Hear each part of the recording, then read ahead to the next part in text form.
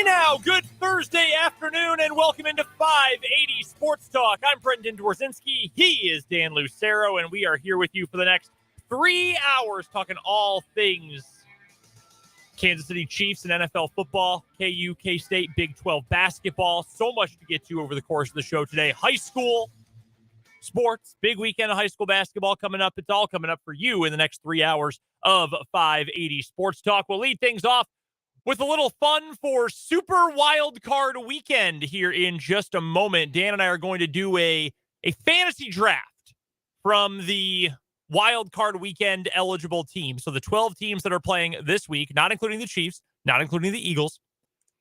We're going to draft quarterbacks, running backs, wide receivers from all the teams that are active this week. See who can come up with the best team. We'll have you vote on them. And Fulton's going to join us later on in the show. He'll vote on it as well. See who came up with the best Wildcard Weekend team.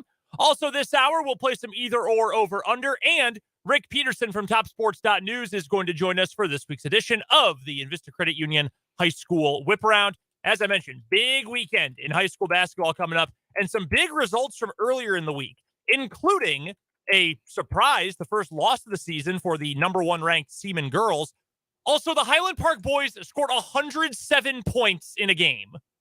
Again, 107 points in a 32-minute basketball game. That almost seems impossible.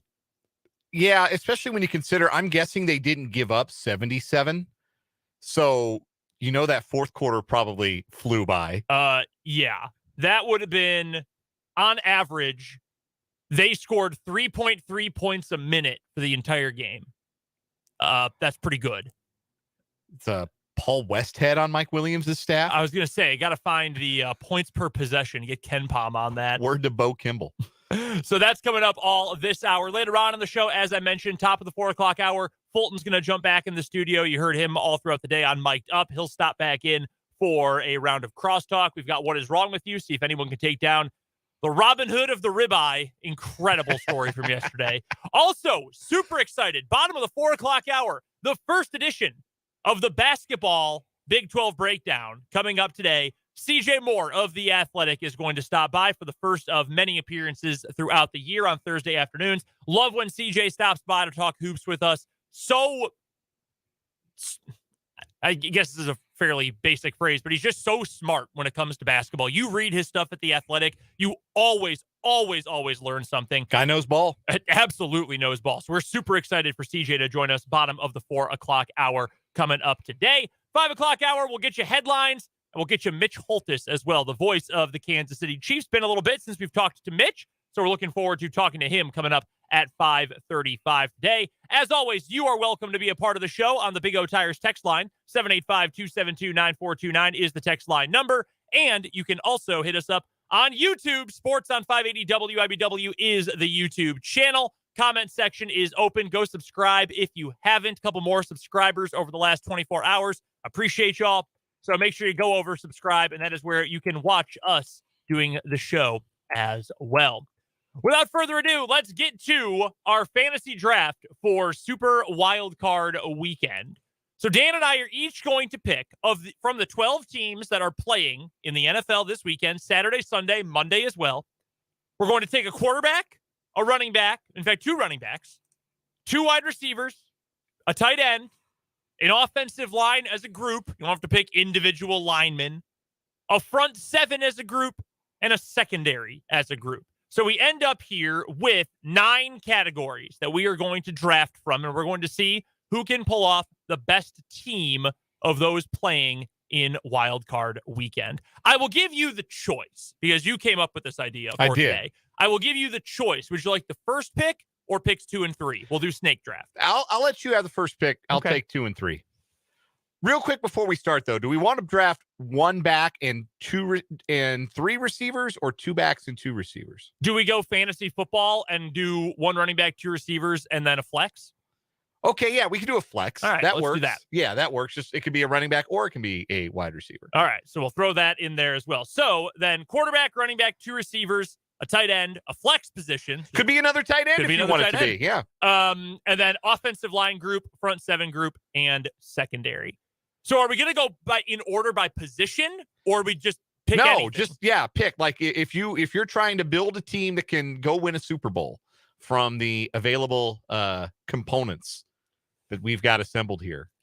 So this is going to sound, oh man, this is going to be a bold decision. I think this is going to be a very bold decision. I'm going to go on the defensive side of the ball for my first pick.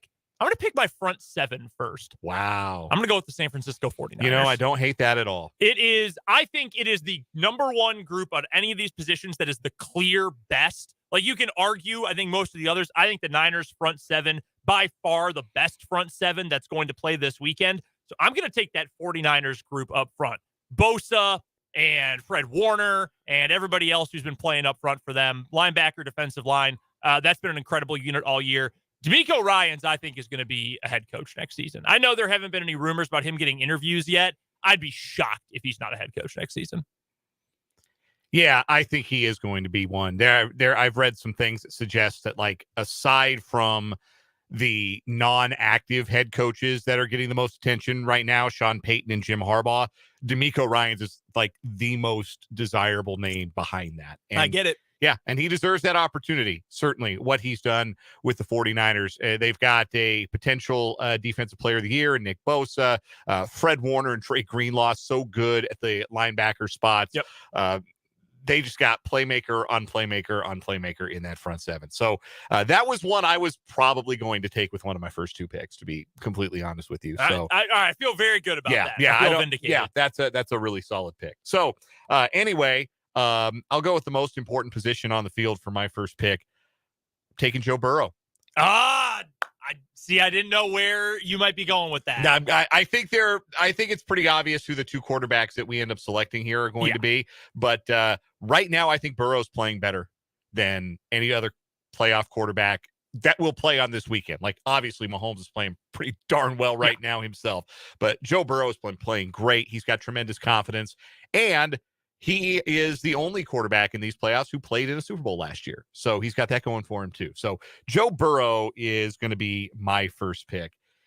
And I'm going to give him,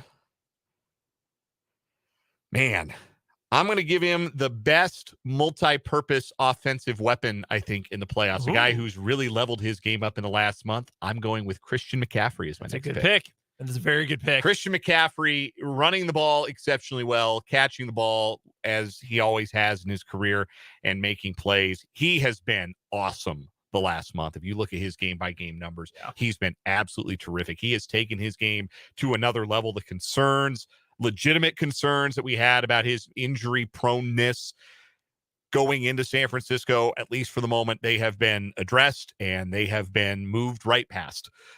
He's playing terrific football. So those are my first two picks, Burrow and CMC. That's very strong. I'm going to go with a couple skill position players here. First, I'm going to go wide receiver, and I'm glad you did not take him. I'm going to take Tyreek Hill. Most speed you're going to get, true number one receiver. You can do so much to them. Doesn't matter who his quarterback is. He's going to produce, as we have seen this season. So I'm going to go with Tyreek Hill. I will then go with my tight end after that, and it is, I think, by miles and miles and miles, the best tight end who is playing in the postseason. I think it's a pretty easy pick. I'm going to go George Kittle of the San Francisco 49ers. Yeah. A lot of 49ers off the board here in these first five picks. Yeah, tells you just how dangerous that they are. Obviously, it's bears noting again as we go on through this, just to kind of reset everyone's expectations. This is just the teams playing this weekend. So no Chiefs and no Eagles. So no Kelsey or Mahomes or yes, because Jalen Hurts. Mahomes probably would have been number one pick, and I certainly would have considered the Eagles front seven right up there with the 49ers front seven. Agreed. But no, those teams, they've got buys. They're already loaded. We're trying to put together a loaded squad to take down the prohibitive favorites in both conferences. So you snagged a wide receiver. I'm going to snag a wide receiver here. I'm taking Justin Jefferson, who I think assumed the mantle of wide receiver one in the league this year. Fell short of the all-time receiving yards record. Had a rough game against Green Bay in week 17. Jair Alexander had him in a seatbelt all afternoon. That really hurt his chances of the record. But still, he's the guy. I feel best about getting open in a big spot. So I'm going to go with Justin Jefferson, and then I'm going to give Joe Burrow his number one target. I'm going with Jamar Chase. Yep. Back-to-back wide receivers for me. Jefferson and Chase are my top two wide receiver picks. Yeah, I think those make sense. And honest to God, you look at who's playing this weekend, it's crazy how much wide receiver talent is still on the board. I mean, 3 picks, and we've got Tyreek Hill, Justin Jefferson, and Jamar Chase all selected. And there are still multiple legit superstars who are available. They're all on my draft board right now. Yeah, mine as well. And I think with pick number 8, then I might as well take my next wide receiver because I got to be careful here. There's a lot of good ones available. I could go and just end up pairing up the 2 Dolphins receivers and go with Waddle and Hill. We know that's a pretty good group. I think T. Higgins is a reasonable pick right here as well. In fact, I'm almost tempted to take T. Higgins right here. He was so good once the year ended. But I'm going to go with Stephon Diggs instead. I'm going to go with Josh Allen's number 1 receiver. I am going to take Stephon Diggs. I've got one of the best route runners, and I've got the most speed of anyone in the league now at my wide receiver spot. So that is pick number 8, the second pick or the last pick of the 4th round. From that point on, now things get a little bit iffy because there's a lot of talent out here to choose from. But I think for my running back, there's, again, a lot of different ways that you could look at this. There's some talent out there for sure. I want the guy who is just attracted to the end zone more than anybody. I want my team to throw the ball all the time. Dalvin Cook is a good choice. Saquon's a good choice. I'm going to go with Austin Eckler for my running back. He just loves scoring touchdowns, and sometimes it seems like he does nothing but score touchdowns. So I'm going to go with Austin Eckler as my tailback. Yeah, he's been a touchdown machine, and he's really kept that Chargers offense afloat. Yep. You know, we've talked a lot about how disappointing it has felt, for lack of a better word, maybe, to watch Justin Herbert become a check down merchant at times this year. And I think we won't know how much that rib injury he suffered in week 2 has affected him this season until the season is over, and maybe we get to see him next year. But thankfully, if you're checking down to Austin Eckler, you're making a good play because he can make the first guy miss. He can do things in space. And like you said, he is a touchdown maker. So Austin Eckler is a solid choice. You have left me with a lot of really good wide receivers on the board. I'm going with a wide receiver for my flex play. Okay. And I'm going with the ultimate flex weapon in the NFL. I'm going with Deebo Samuel. It's a good pick. Deebo Samuel. Like that a lot. Yeah, just as diverse a weapon as there is in the league. And there's a lot of headaches right there, I'll tell you what. With CMC, Jefferson, Chase, and Deebo, that's a lot of headaches. That's a lot of defensive scrambling, not maybe quite sure what it is they're going to do. So now I need an offensive line to give Joe Burrow some time to throw. And this is interesting because there's not an elite offensive line, I don't think, among the 12 teams that are going to play this weekend. There's not a sterling group left tackle to right tackle all the way across. Every team's got some issues. This is where having the 2 teams with a bye would have been helpful because the Eagles might have been the number 1 pick. Yeah, Eagles' their line is so much better. Yeah, Eagles' offensive line would have gone much earlier. Would have been much more to premium than I think these other ones. But there is one group that does have elite tackles and maybe the best guard in the NFL. So that's where I'm going with the Dallas offensive line. The Dallas Cowboys offensive line. The Smiths on the outside have been really, really good, and Zach Martin's going to Hall of Fame one day and has played at that level this season. I know they've had some trouble at center.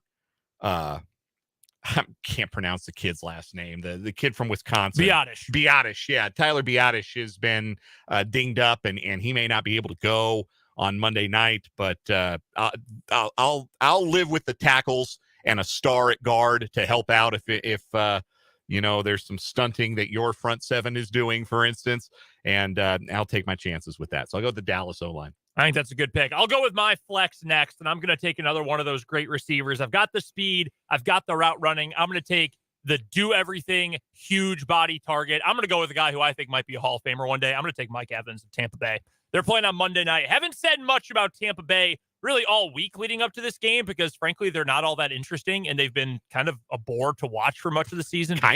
Well, yeah, they've been pretty awful to watch. Mike Evans is a superstar of superstars. If you weren't paying attention to him this season, which I would understand because, again, they've really sucked and been hard to watch, Mike Evans this year put up 77 catches for 1,124 yards, only 6 touchdowns, took a big dip in touchdowns this year. He has been in the NFL now for, and let me count this up, make sure I have it, 9 seasons in the NFL. Do you know how many 1,000-yard seasons he has? 9. He has gone over 1,000 yards every single season in his 9-year career. I believe that is the NFL record, surpassing what was set, or it may have tied the record set by A.J. Green when he began his career in Cincinnati.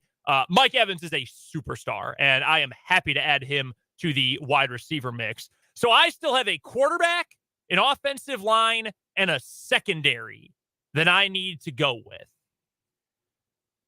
This is tough. I'm not going to take my quarterback till the very end because there's really only one other option, and I know exactly who I'm going to take. So I can wait on that. These next two, though, fairly tough, but I think I'm going to end up going with another 49ers group here, and I'm going to put the San Francisco 49ers as my offensive line. Biggest reason why, of the top 5 teams, or of the teams that are remaining to be picked from, only one of them is in the top 5 in offensive line adjusted sack rate and adjusted line yards. That's a rushing number this season from Football Outsiders. That is the San Francisco 49ers. Las Vegas, Green Bay, Kansas City, San Francisco, Atlanta. Those are your top 5 per Football Outsiders. I will go with San Francisco on my offensive line.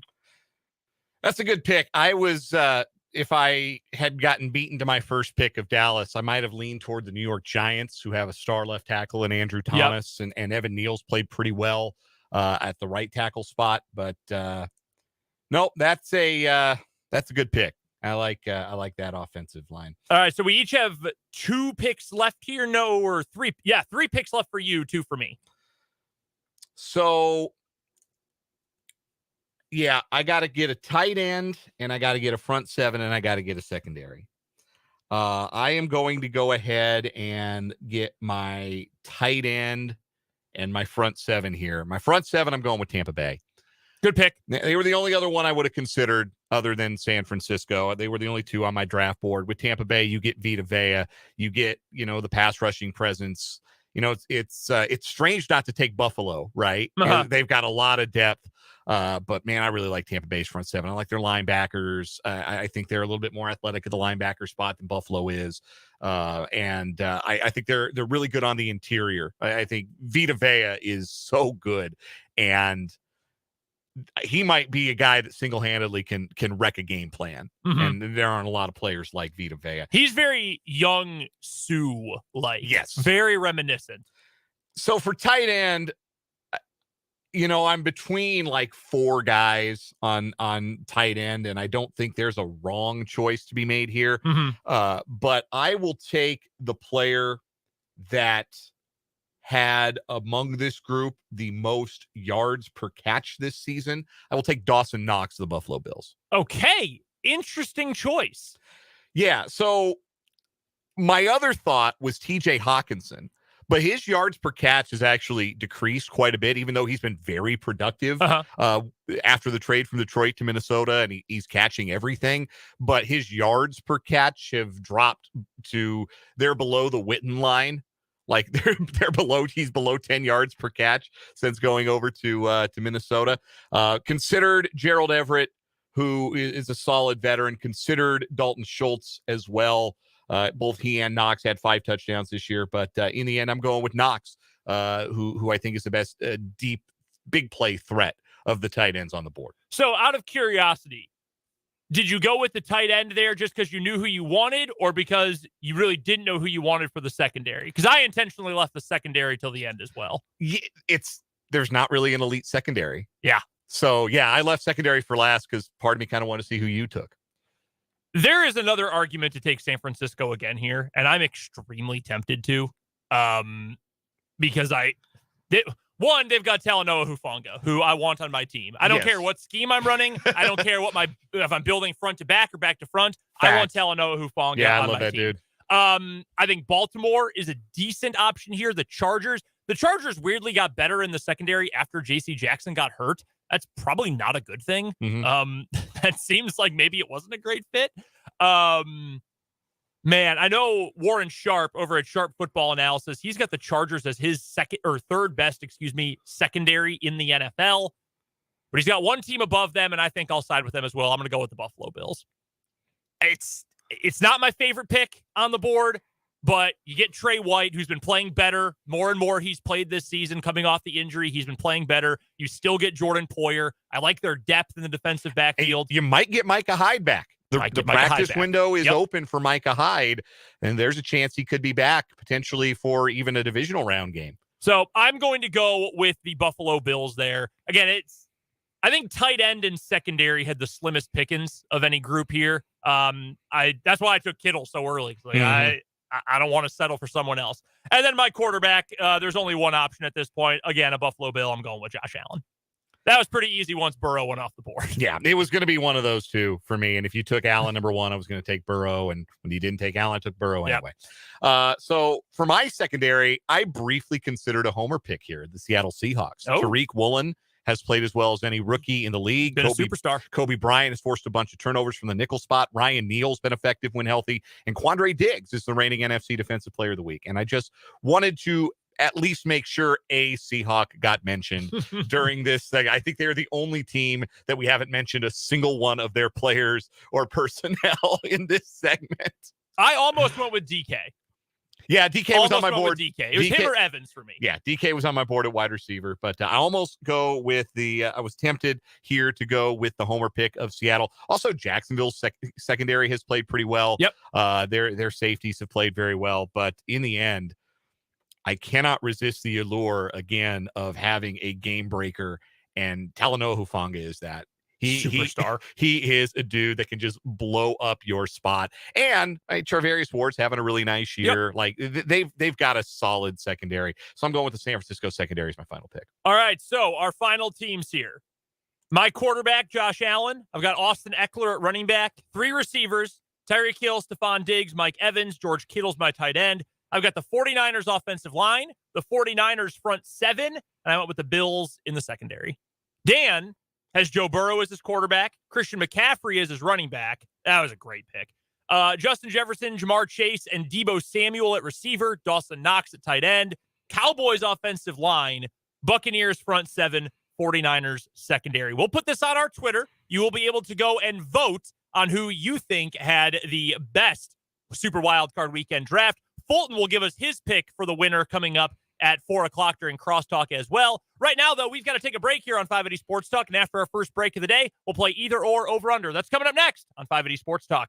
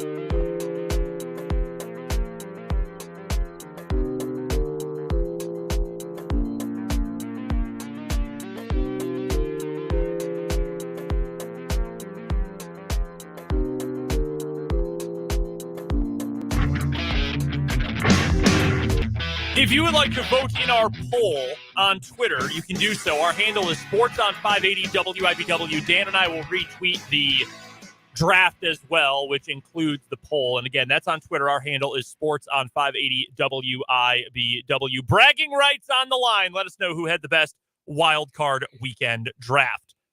With that, it is time for some either or over under. I'll get this one out of the way because I know CJ Moore, our guest at the bottom of the 4 o'clock hour, does not like playing the how many teams in the tournament game. So I will have you play it instead.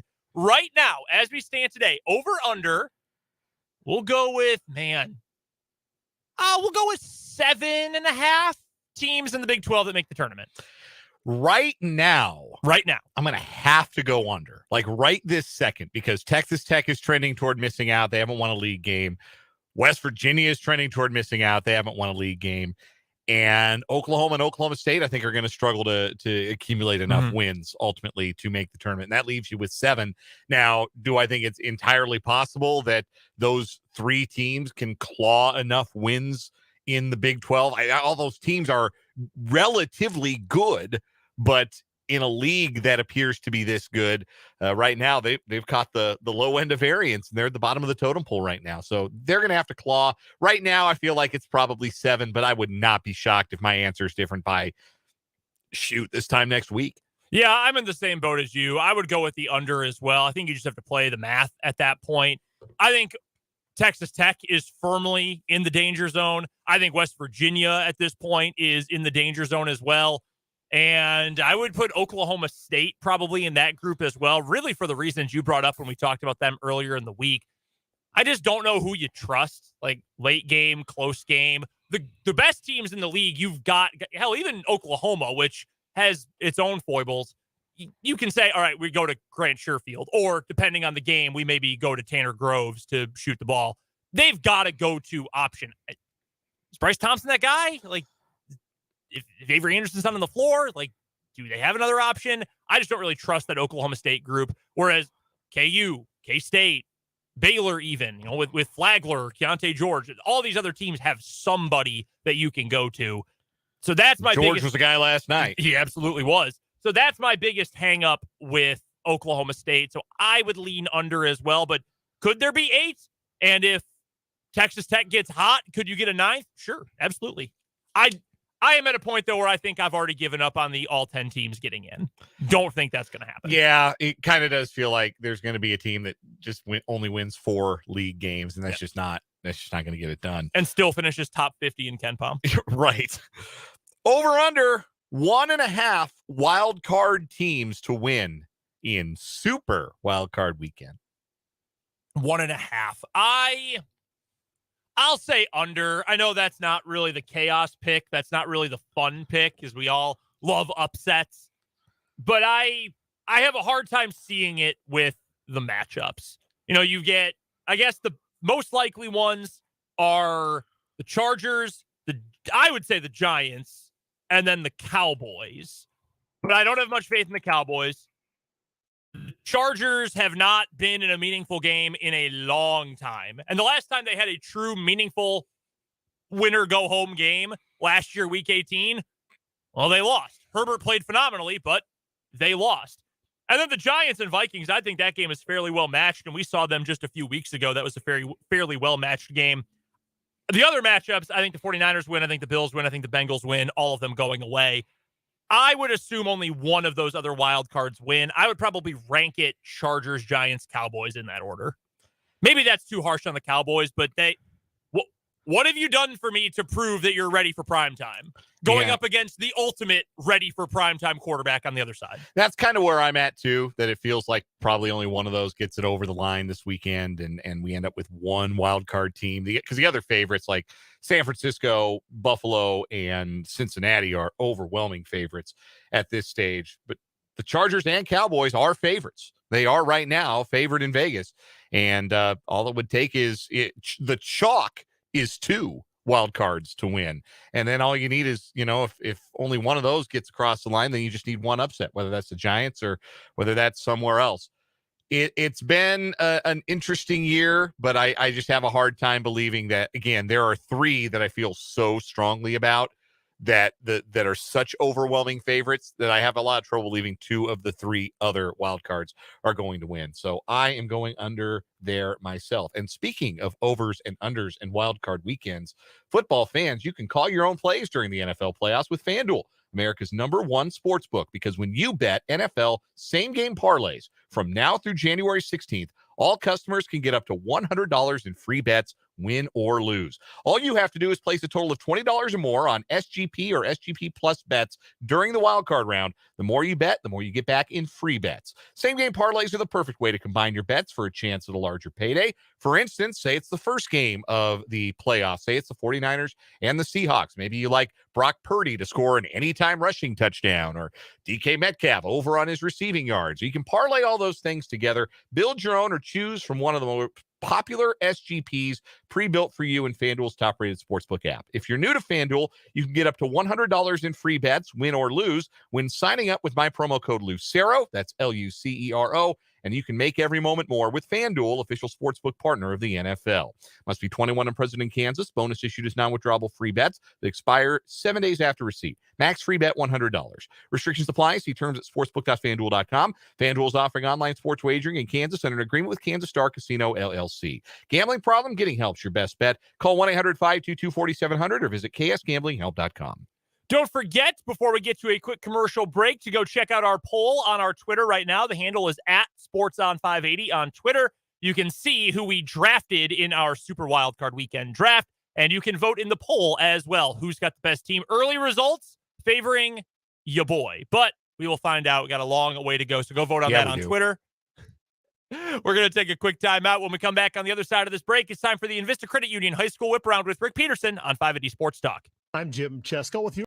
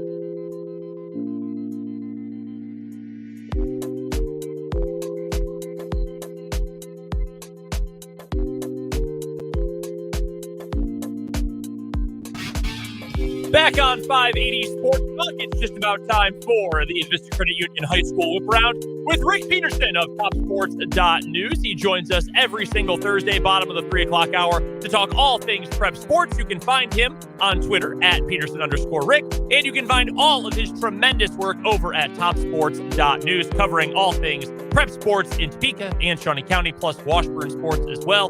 Pistol, first question I got for you. When is the last time you saw 107 points by one team in a high school basketball game? I've seen teams like barely hit 100. I'm not sure I've ever seen 107. Especially in a high school game where you only have 32 minutes and it had to be a running clock in the fourth quarter. I mean, that is just utterly outrageous. And obviously, Highland Park's one of the best teams in the state in Class 5A. We know that. And we know they're in a conference that has some programs that are, struggling with their athletic departments.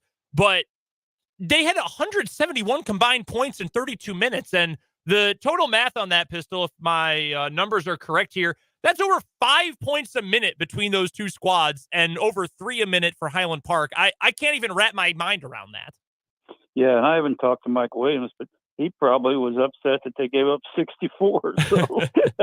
So I'm kind of glad I didn't see that game. That was maybe too much, especially trying to keep stats.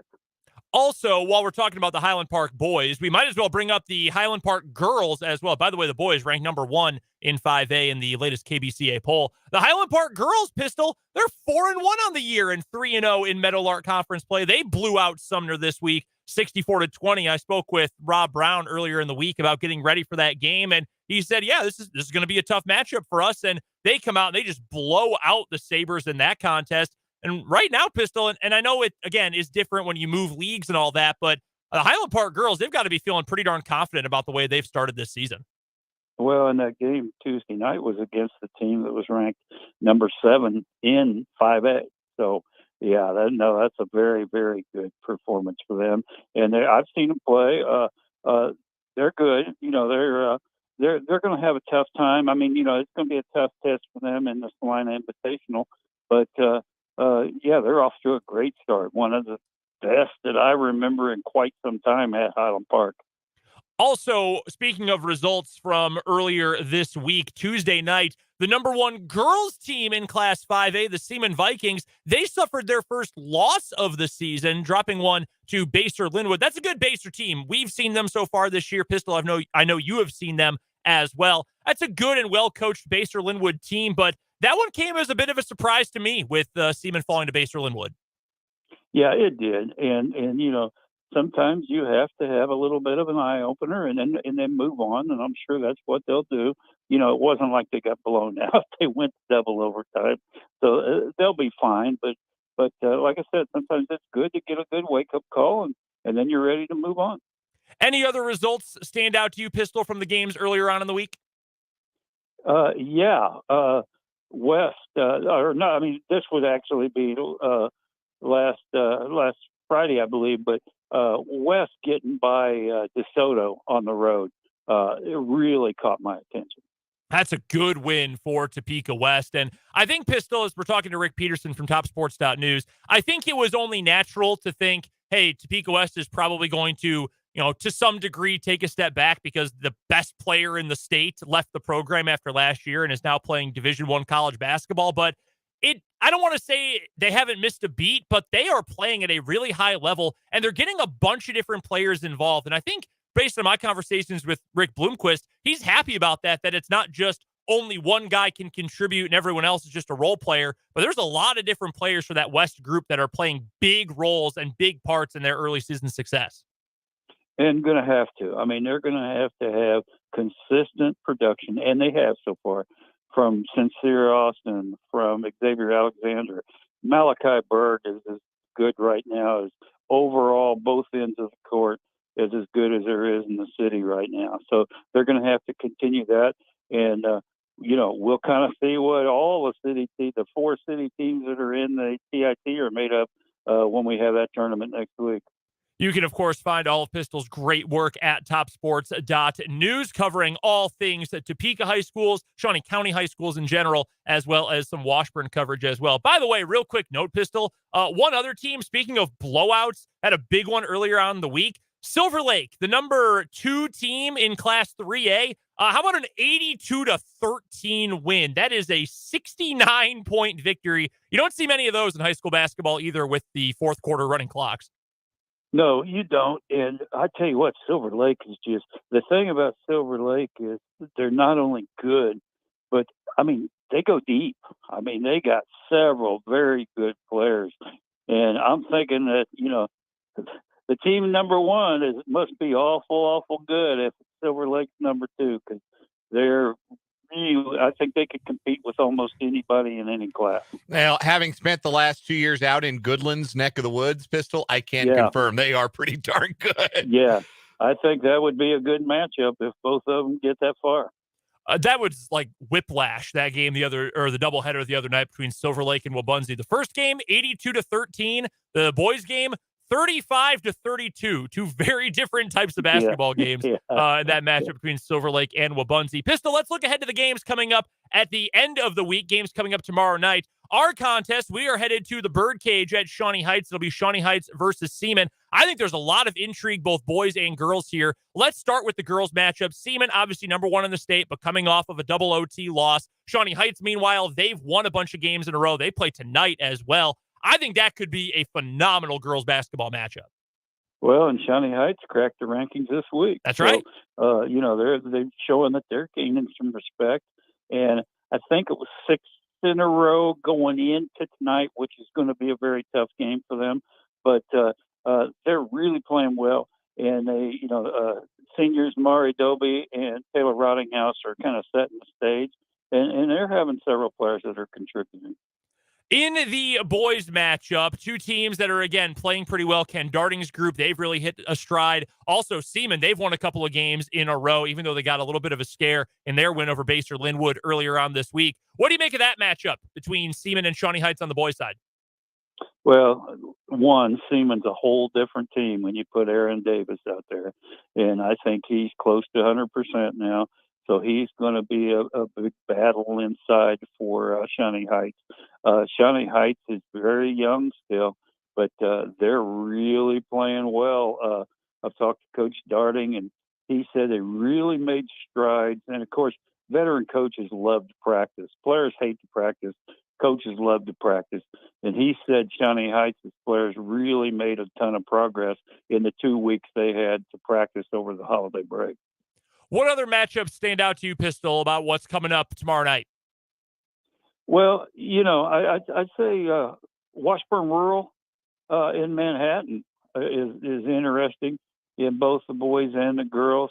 Topeka High Hayden, I think those are good. Topeka High girls will be looking to bounce back from a heartbreaker the other night. And, Hayden boys have lost 3 in a row, but they've been close.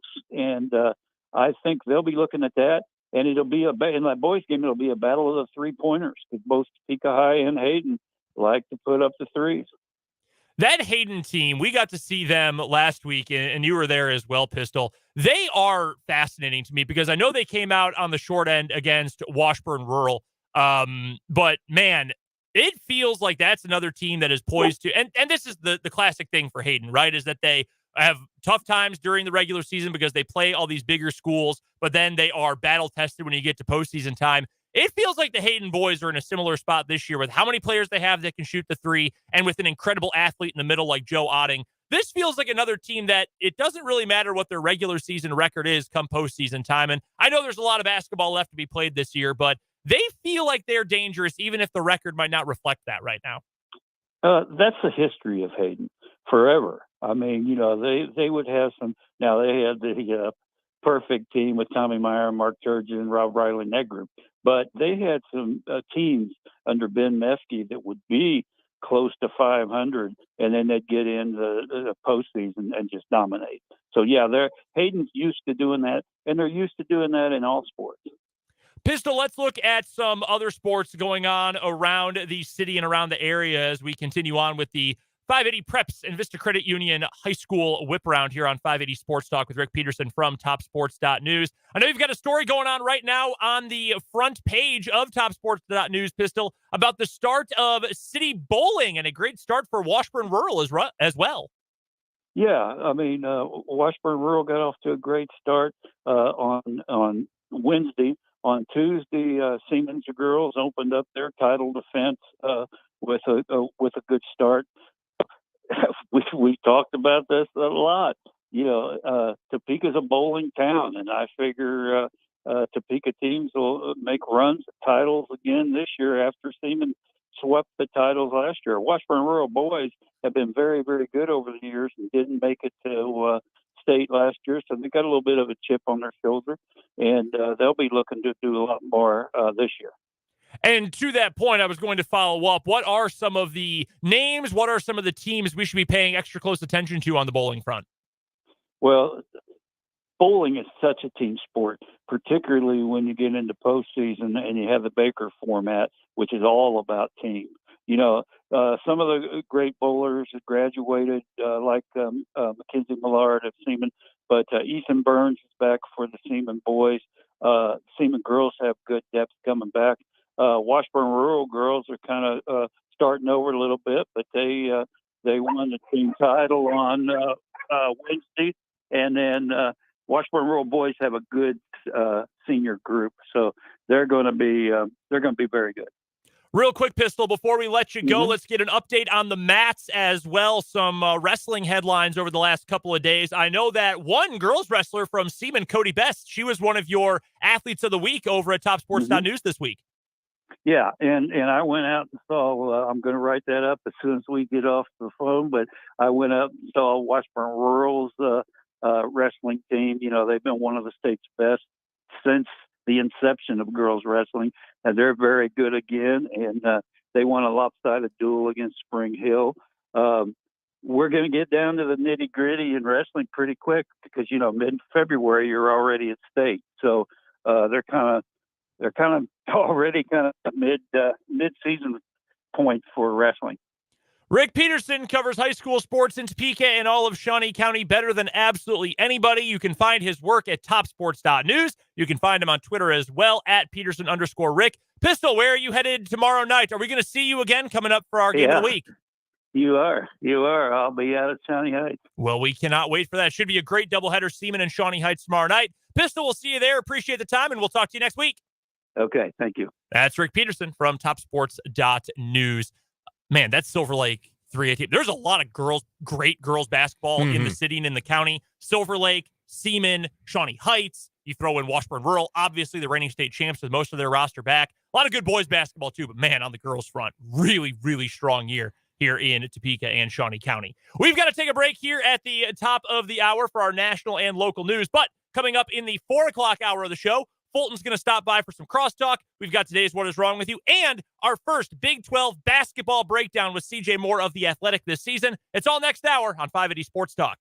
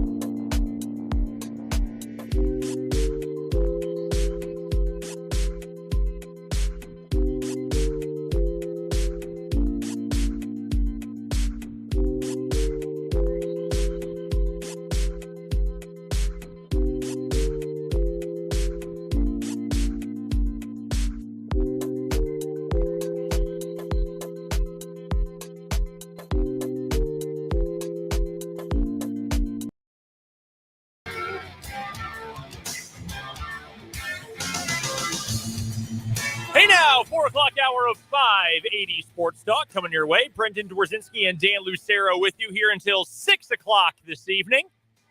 Appreciate you spending some of your afternoon hours with us. If you missed any of the show up until this point, head to our website. That's 580wibw.com. Go to the podcast tab. Just hover your mouse over that. And then when the menu pops up, click on 580 Sports Talk. That's where you'll find the hour-by-hour breakdown of the show today and every day that we are on the air. Of course, you can get in touch with us on the Big O Tires text line. 785-272-9429 is that text line number. And you can hit us up in the comments section on YouTube as well. Sports on 580 WIBW is the name of our YouTube channel. It's where you can comment and interact with us and see us on video as well. Coming up this hour, we will have today's What Is Wrong With You. We did have a comment in from our guy Mark in the YouTube comments who says, I don't know if you guys can top What Is Wrong With You from yesterday, but I can't wait to see. Yes, our winner from yesterday, the Robin Hood of the ribeye. The bootleg meat guy. The bootleg meat guy who was stealing meat from Walmart and hiding it in a suitcase. And then throwing away what he could not fit in the suitcase. And then his plan was to take it to restaurants and try and sell it to them at half price. Oh, and all this, by the way, he has now been arrested 70 times in his life. We had a comment after the show on the replay of the YouTube video. Someone who said, the real injustice here is that this man has been let out of prison out of jail that many times. I imagine someone committing crimes like this probably isn't going to prison, although maybe. But that's a lot of times to go to jail. Do you think he ever rolled into the Arby's and said, I have the meats? Yeah, actually, funny enough, I told Abby yesterday when I got home, hey, the story you recommended for us won. And she said, like, oh, I'm so honored. And she said, that's where the meat from Arby's comes from. Hey, now. Arby's is some good eating, brother. We are an anti-Arby's household. we are strictly... That sounds like a you problem. We're strictly anti-Arby's. Also coming up later this hour, CJ Moore of The Athletic is going to join us for the Big 12 basketball breakdown brought to you by 23rd Street Brewery in Lawrence. Very excited to talk all things Big 12 hoops with CJ. But before we get there, it is time for some crosstalk as we welcome in one of the hosts of Mic'd Up here on 580 WIBW. That is Fulton Castor. Fulton, how was having a co-host for one day? It was nice. It was nice having a co-host for just a tiny bit. Yeah. Eventually, Jake and I will have a 5-day show week where we're both there the entire time. I will tell you this because I, and Dan as well, have done shows with Jake for a long time. Dan, it was just the two of them when Jake used to go to a wedding like every 3 days and would miss time. The year everybody has in their life where all their friends get married. Uh-huh. Yeah. And I happened to be working with Jake, and it was a 2-person show the year that was the case. Yeah. Over the last couple of years, when it was predominantly Jake and I, he had 2 children, and children, A, take up a lot of your time, and B, get sick all the time. And Jake missed a lot of time there. And now he's been gallivanting across the globe and doing Washburn. And now you have the show all It is yourself. now my turn to have to carry a bit of the load. We got to get Jake him. Takes time off. We got to get him to put in his bio. You got like the supermodels in their bio that Twitter, Instagram, whatever, and it's like NYC jet emoji, Dubai jet emoji, Paris. We need to get Jake, Topeka jet emoji, Cape Town jet emoji, Joplin, Pittsburgh, Kansas. Pittsburgh. Yeah, real scenic. One of these things is not like the others. All right, Fulton, earlier on today, to lead off the show, we drafted players and units that are playing in Super Wildcard Weekend. Quarterback, running back, 2 receivers, a tight end, a flex position, an offensive line group, a front 7, and a secondary. Only players and units who are playing this weekend were eligible. So no Chiefs, no Eagles, no one who was eliminated from the playoffs. We put this up on Twitter. You can still go vote in our poll. Our Twitter handle is SportsOn580, and you can go see who Dan and I voted for. My team, Josh Allen, Austin Eckler, Tyreek Hill, Stephon Diggs, Mike Evans, George Kittle's my tight end, 49ers offensive line, 49ers front 7, and the Bills in the secondary. Dan's team, Joe Burrow, Christian McCaffrey, Justin Jefferson, Jamar Chase, Deebo Samuel are his wide receivers, Dawson Knox at tight end, Cowboys on the offensive line, Buccaneers front 7, and the 49ers secondary. So I will ask you, who gets your vote? Who won our draft for Super Wildcard Weekend? This is a tough call. I think you both did a very good job at balancing your teams. Out. Stop sugarcoating it. Tell him that I won and why. Honestly, if you vote for Dan, just so you know, I will also develop type 2 diabetes on top of type 1. So you both just keep that in mind. This is why I cop out, because both of you do this. No, I will become more emotionally unstable than normal. I can cut your mic. Trump card. You both are great. No, I honestly, I do think it's very close between both teams. I do lean towards him and put my vote in for Dan. Interesting. It's nothing personal.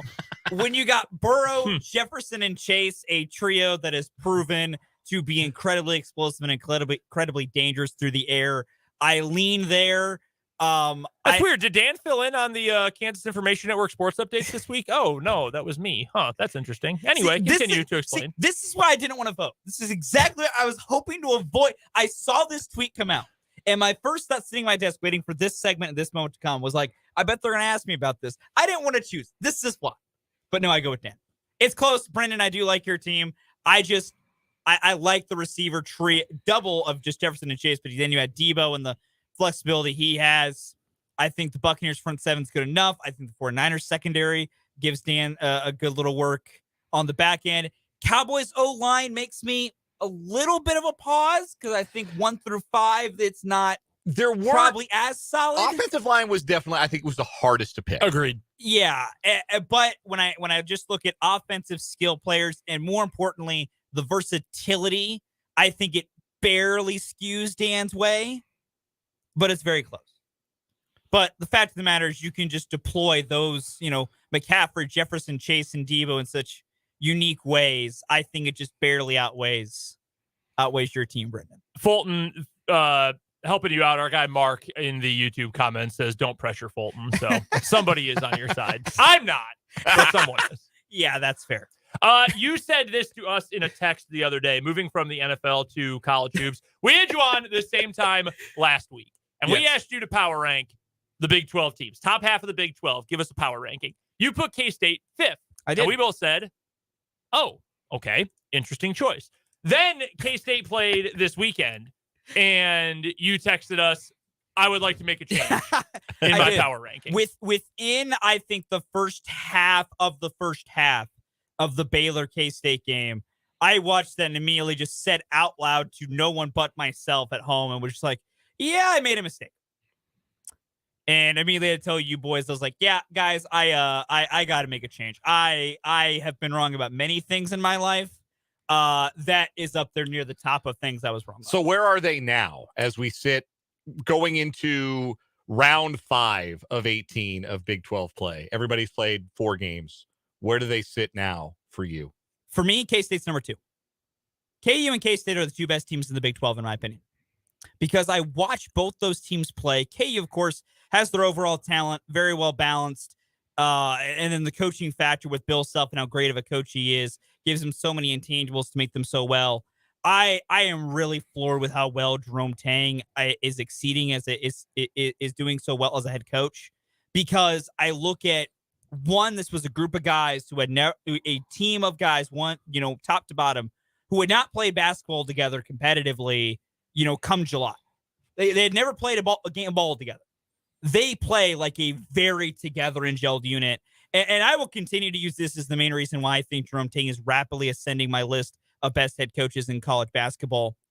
The development of Marquise Noel and what he's done with him as a player. Because a big part of what Marquise Noel has done needs to be credited to Marquise Noel and putting in the work and putting in the effort to become the guy he's become.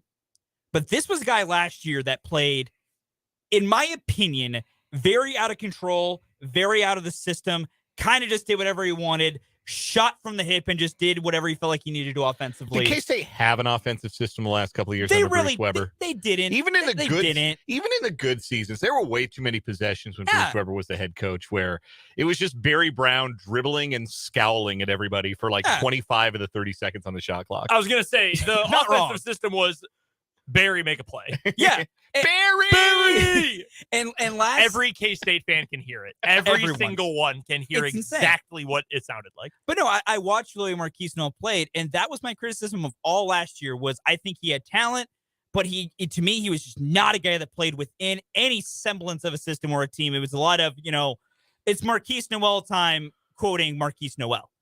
But this year, I don't know what Jerome Tang has said to him. He plays, as I've always called it, in controlled chaos. He still pulls shots that make me want to rip my hair out when he's pulling logo threes constantly, but he's hitting them. He's distributing the basketball at an incredibly high level. He's playing under control.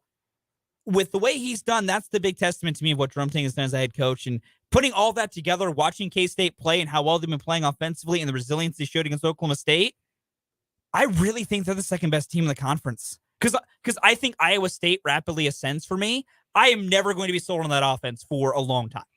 Like the way Iowa State plays basketball and watching them mainly offensively, I cannot trust them to win big games. Because is that the hang up with Iowa State? That's mine personally. Mine is their defense is great.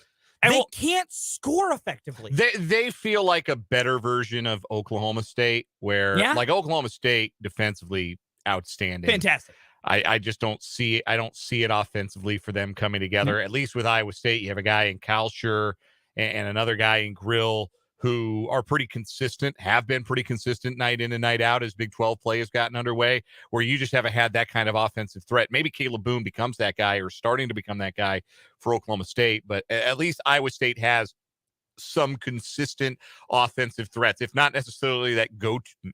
Let's try that word again in English. If not necessarily a go-to guy, somebody who's you have to game plan around, somebody who you don't want to see with the ball in their hands in a tight game. At the very least, they have consistent sources of offense. They know where that's going to come from in a way that Oklahoma State, I think we kind of saw against Kansas State. They really don't have that.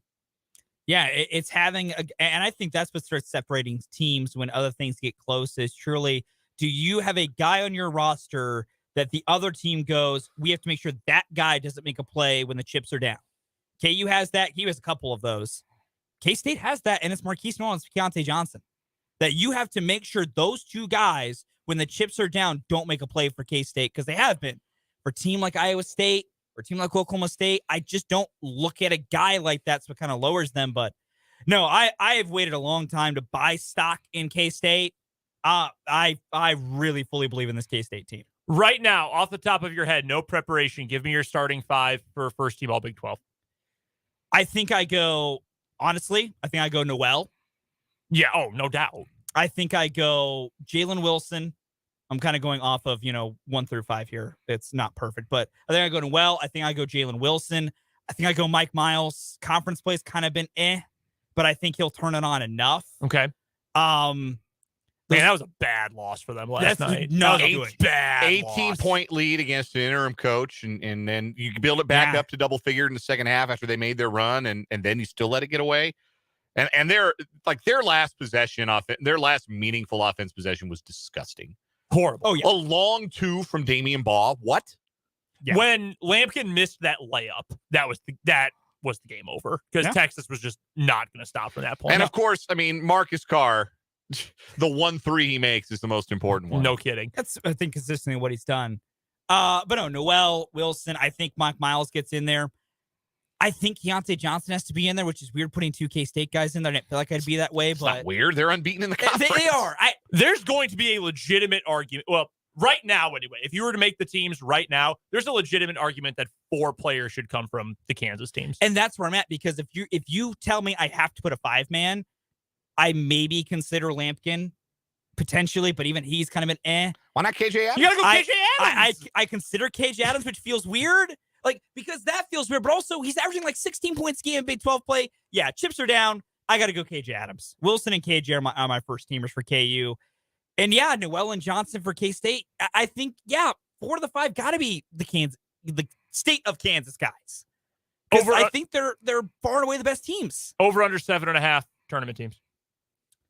I'm going to go over. I think it's 8 or 9 because of how deep this conference is, because I think every win is going to be rated so highly. I think 8 or 9 teams get it. See, we both took the under. Based on what we have seen from specifically West Virginia and Texas Tech, And then we were kind of in the same boat with Oklahoma State, too. I'm just not sure where the turnaround comes because every win is meaningful and important and heavily weighted. But where are those wins going to come from? And I think that's a very good point in where I could think it'd only be 7 with those 3 teams having issues. Supplementing this conversation from the Big O Tires text line from the 785. No love for DeJuan Harris. Wando getting nationwide love as best point guard in the country, but can't get all conference. I'm not sure. Number one, he's not playing. He's not the best point guard in the Big 12 right this second. That's Marquise Noel. I love DeJuan Harris. Like it is. I think all 3 of us. I think it's a very pro DeJuan Harris trio. Yes, I love DeJuan Harris, but does he produce like numbers at the level you need to produce to make an all-conference team? The closest number he'll get in that regard will be assists, probably. But because it's not like it's obviously you don't just take the top 5 scorers, and so now Grant Sherfield and Gabe Kalsher are your first team guys. Like that's not obviously how it works. No, there's more to it than just scoring, but. Man, it's tough. It's tough to get Harris on there right now certainly not ahead of Noel and even a guy like Miles even a guy like Kalsher who's played so well in conference play. Like Kalsher and Adams have kind of the same argument where maybe the entire body of work you could elevate some guys above them, but in conference play, those guys have probably been top 5 players. And my thing with DeJuan Harris, and I think it's a good point to bring up because DeJuan Harris, I think, is sometimes not recognized at the different things he can do.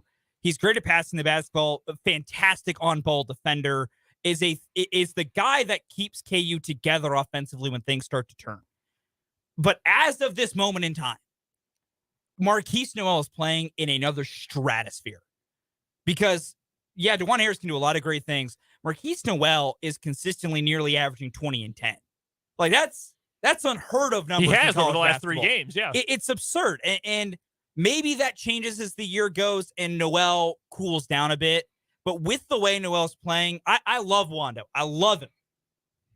Noel has a better overall body of work in conference play when you put it all together because he is still helping defensively for his team.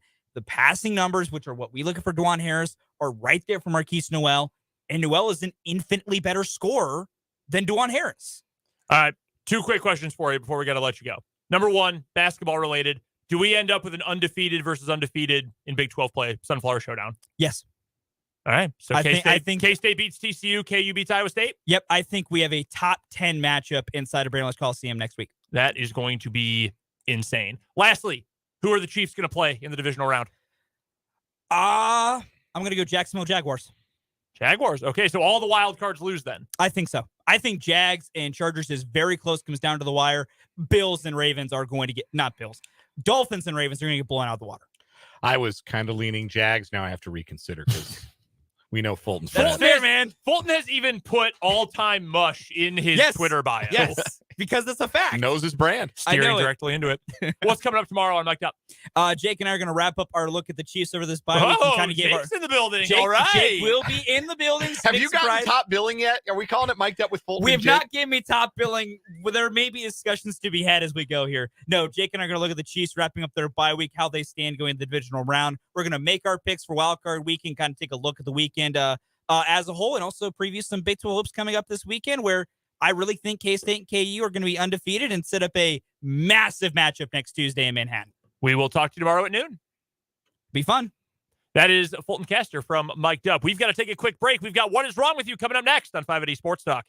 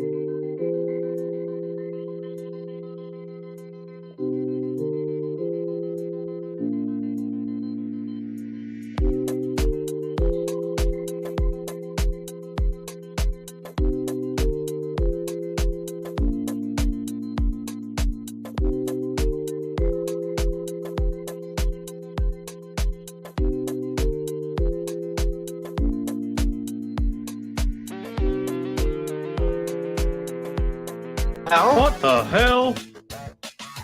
It's time for What Is Wrong With You here on 580 Sports Talk. Before we get to the Big 12 breakdown, brought to you by 23rd Street Brewery with CJ Moore of The Athletic. So we'll get through these two stories. Our current champion in What Is Wrong With You, the Ribeye Robin Hood, the bootleg meat guy, the 62-year-old gentleman in Ohio. We've had some good stories from Ohio over the last few months. That's also where the skeleton sex house came from, of course.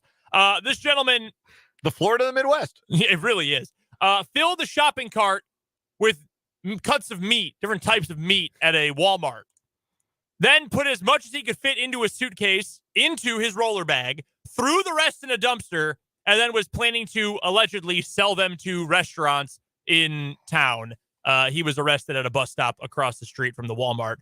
This is the 70th time that he has been arrested in his life. And really quickly, if you are watching on the YouTube stream, Sports on 580 WIBW is the YouTube channel. We'll put up the picture one more time that the police took at the scene of the crime, the suitcase that is full of cuts of meat. Got the big wedge of ground beef. Funny. Got some beef liver, some ribs, some ground chuck, a little sirloin action going on.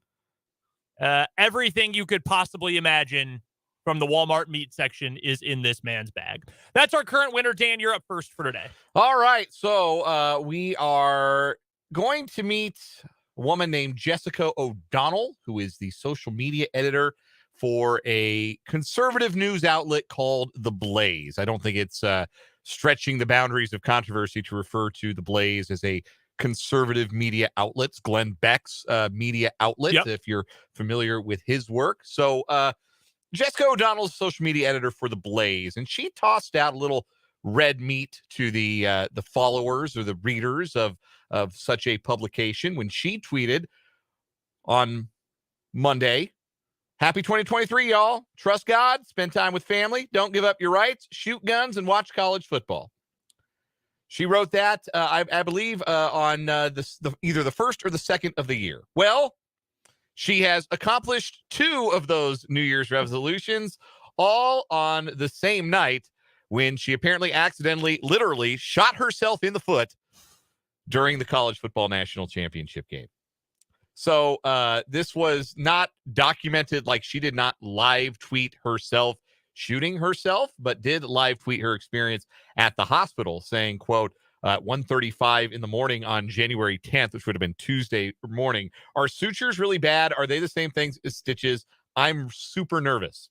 Anyway, somebody followed up to that. "What's going on?" She said, "I shot my ankle, blew up my pinky toe," and showed a picture of herself, her left foot, and a piece of what appears to be really thin gauze over a gaping, bleeding wound on the left side of her left foot.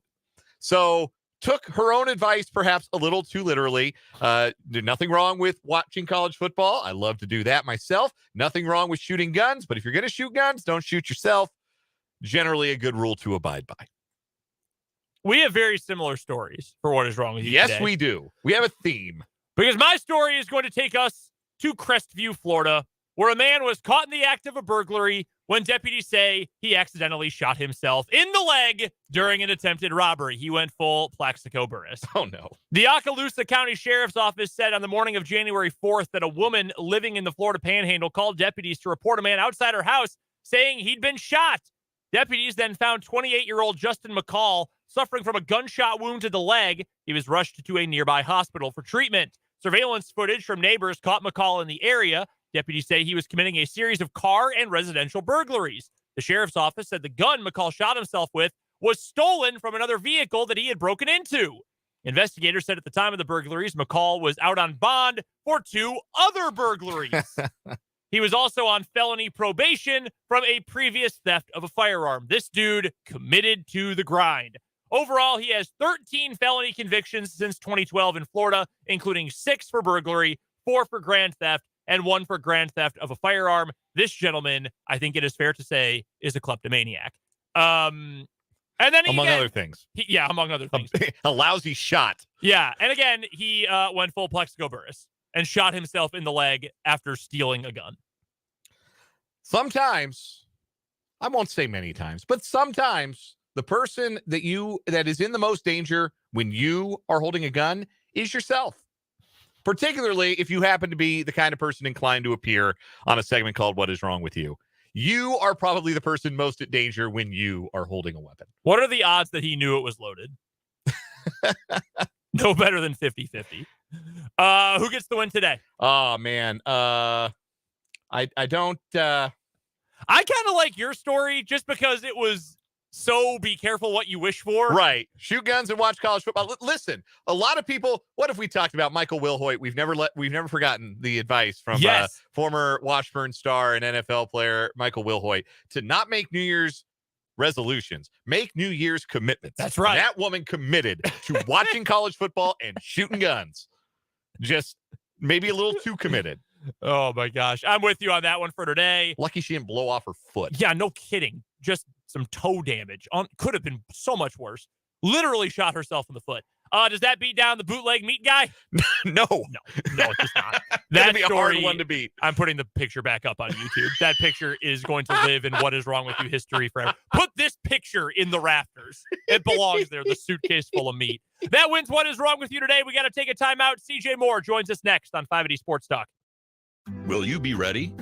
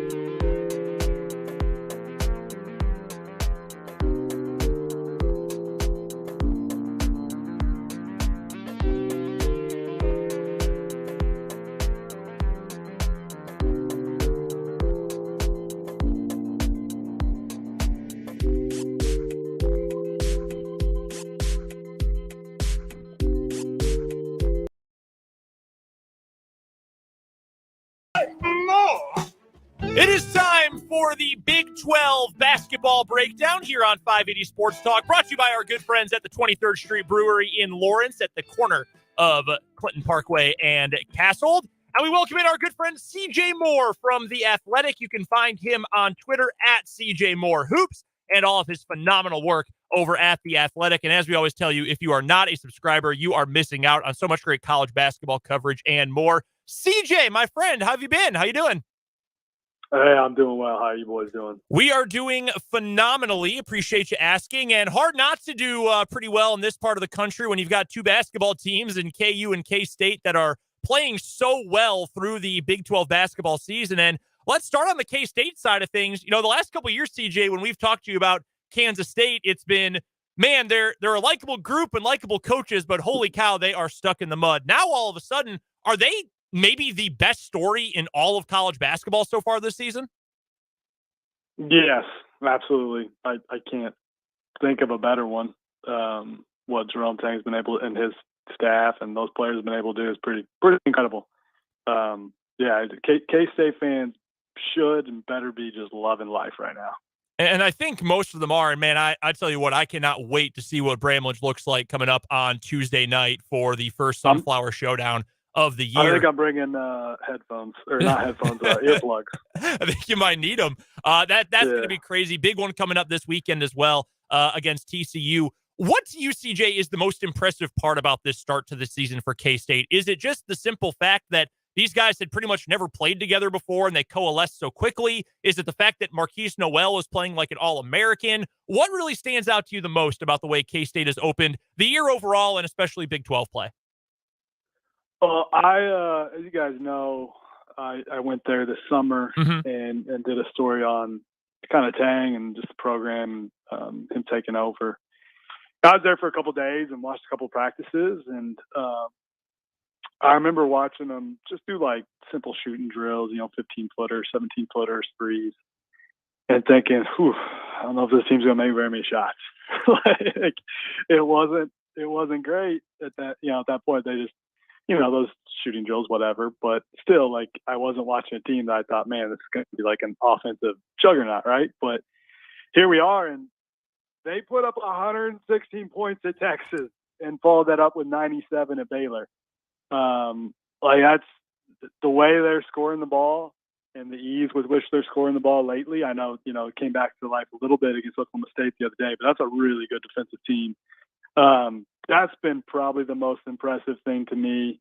And, Keontae Johnson has been a really good player before, and he just keeps getting better as the season goes. But, and Marquise Noel was really, really good last year, but what he's been able to do lately, he's the best guard in college basketball right now. He's playing like the best guard in college basketball right now. So, just that offense, I think, is the thing that has blown me away. And that's not who they were the first, month and a half of the season. Like, this has been a surge.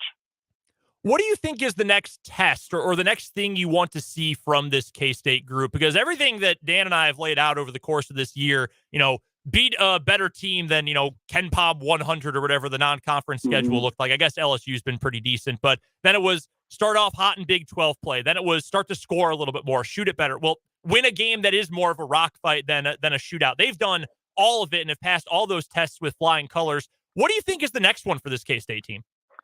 I think guard, show that you can defend at a high level over, 2 or 3 games. They held Oklahoma State to 57 the other day, but that's a team that just goes on long scoring droughts, and is probably one of the worst offenses in the Big 12. I'm just looking at in-conference numbers right now. They're 9th in efficiency in Big 12 games. Oklahoma State is. So, like TCU's a really good offensive team. Go there, have a good defensive performance. But, everything K-State does from here, like if just making the NCAA tournament is a success in year one. But I think the best thing you can say about like what the job they've done is they've totally changed like what the measuring stick is at this point. Because I think, your K-State fans are probably talking in much different ways than they anticipated they'd be talking in mid-January with their hopes and dreams.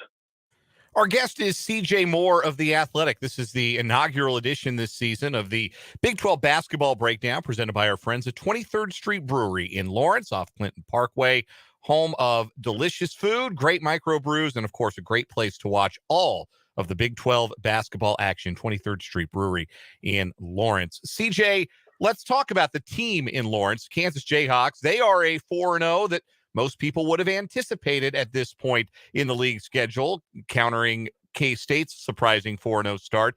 But they've had to work for it. 3 of the 4 games have been extremely close, and they've needed furious rallies to take down Oklahoma State and Oklahoma at home.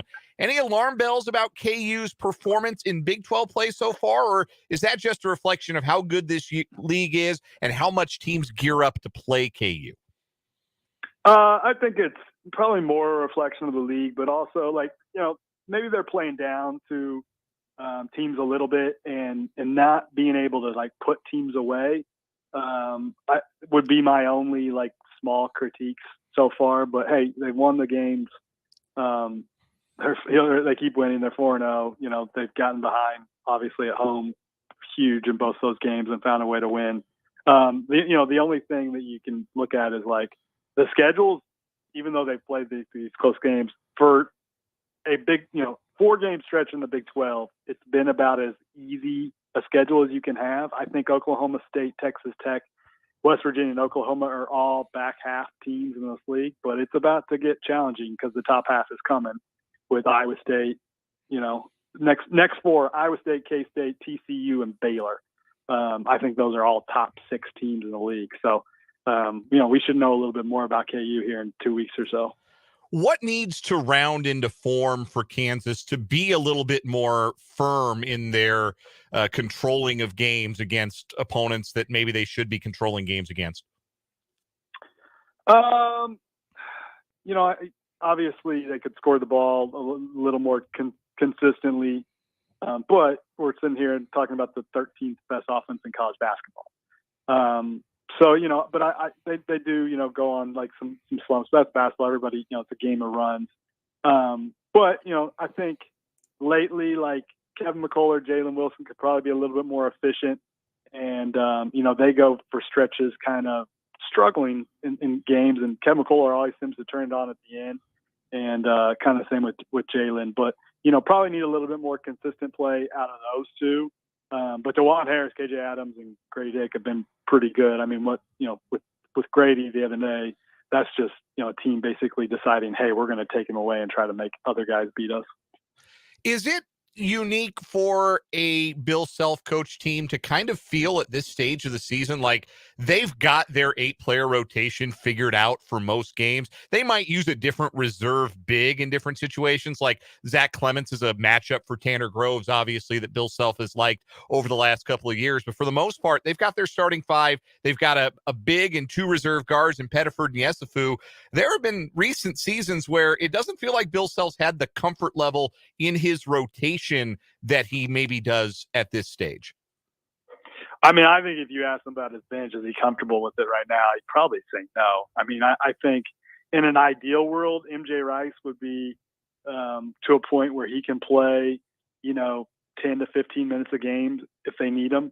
I think, going forward here, probably if Self could, hey, what 2 things would you like the rest of the season? It'd probably be, MJ being a reliable player and one of those bigs just knowing that you can go to and play 10 to 15 minutes a game and you kind of know what you're going to get out of him. But, right now he's just kind of rolling the dice and trying to pick the hot hand between Zach and Ernest and Zuby. So, and even, Missouri Southern kid, Cam Martin. My brain's not working today. One of those guys. He's just kind of going off field. But I think if he could have 1 or 2 of them that he knows what he's kind of going to get out of them, that'd be nice for him. CJ Moore is our guest here on the Big 12 Basketball Breakdown presented by 23rd Street Brewery in Lawrence. You can follow CJ on Twitter at CJ Moore Hoops. CJ, also unbeaten in the Big 12, the Iowa State Cyclones, who take on KU on Saturday. How real is this start for the Cyclones? Are they a legit Big 12 contender, or are they just a tournament team, but one that has caught the high end of variance early in their schedule? Their wins are pretty dang impressive. Smacking Baylor at home, and then going and winning at TCU. TCU's really good. I think TCU is legit. So, Texas, and then smoking, Texas Tech is probably the worst team in this league, but beating them by 34 gets my attention. I think it's real what they've been able to do so far. I will worry about their offense probably for most of the year. And I think that is kind of going to go in ebbs and flows.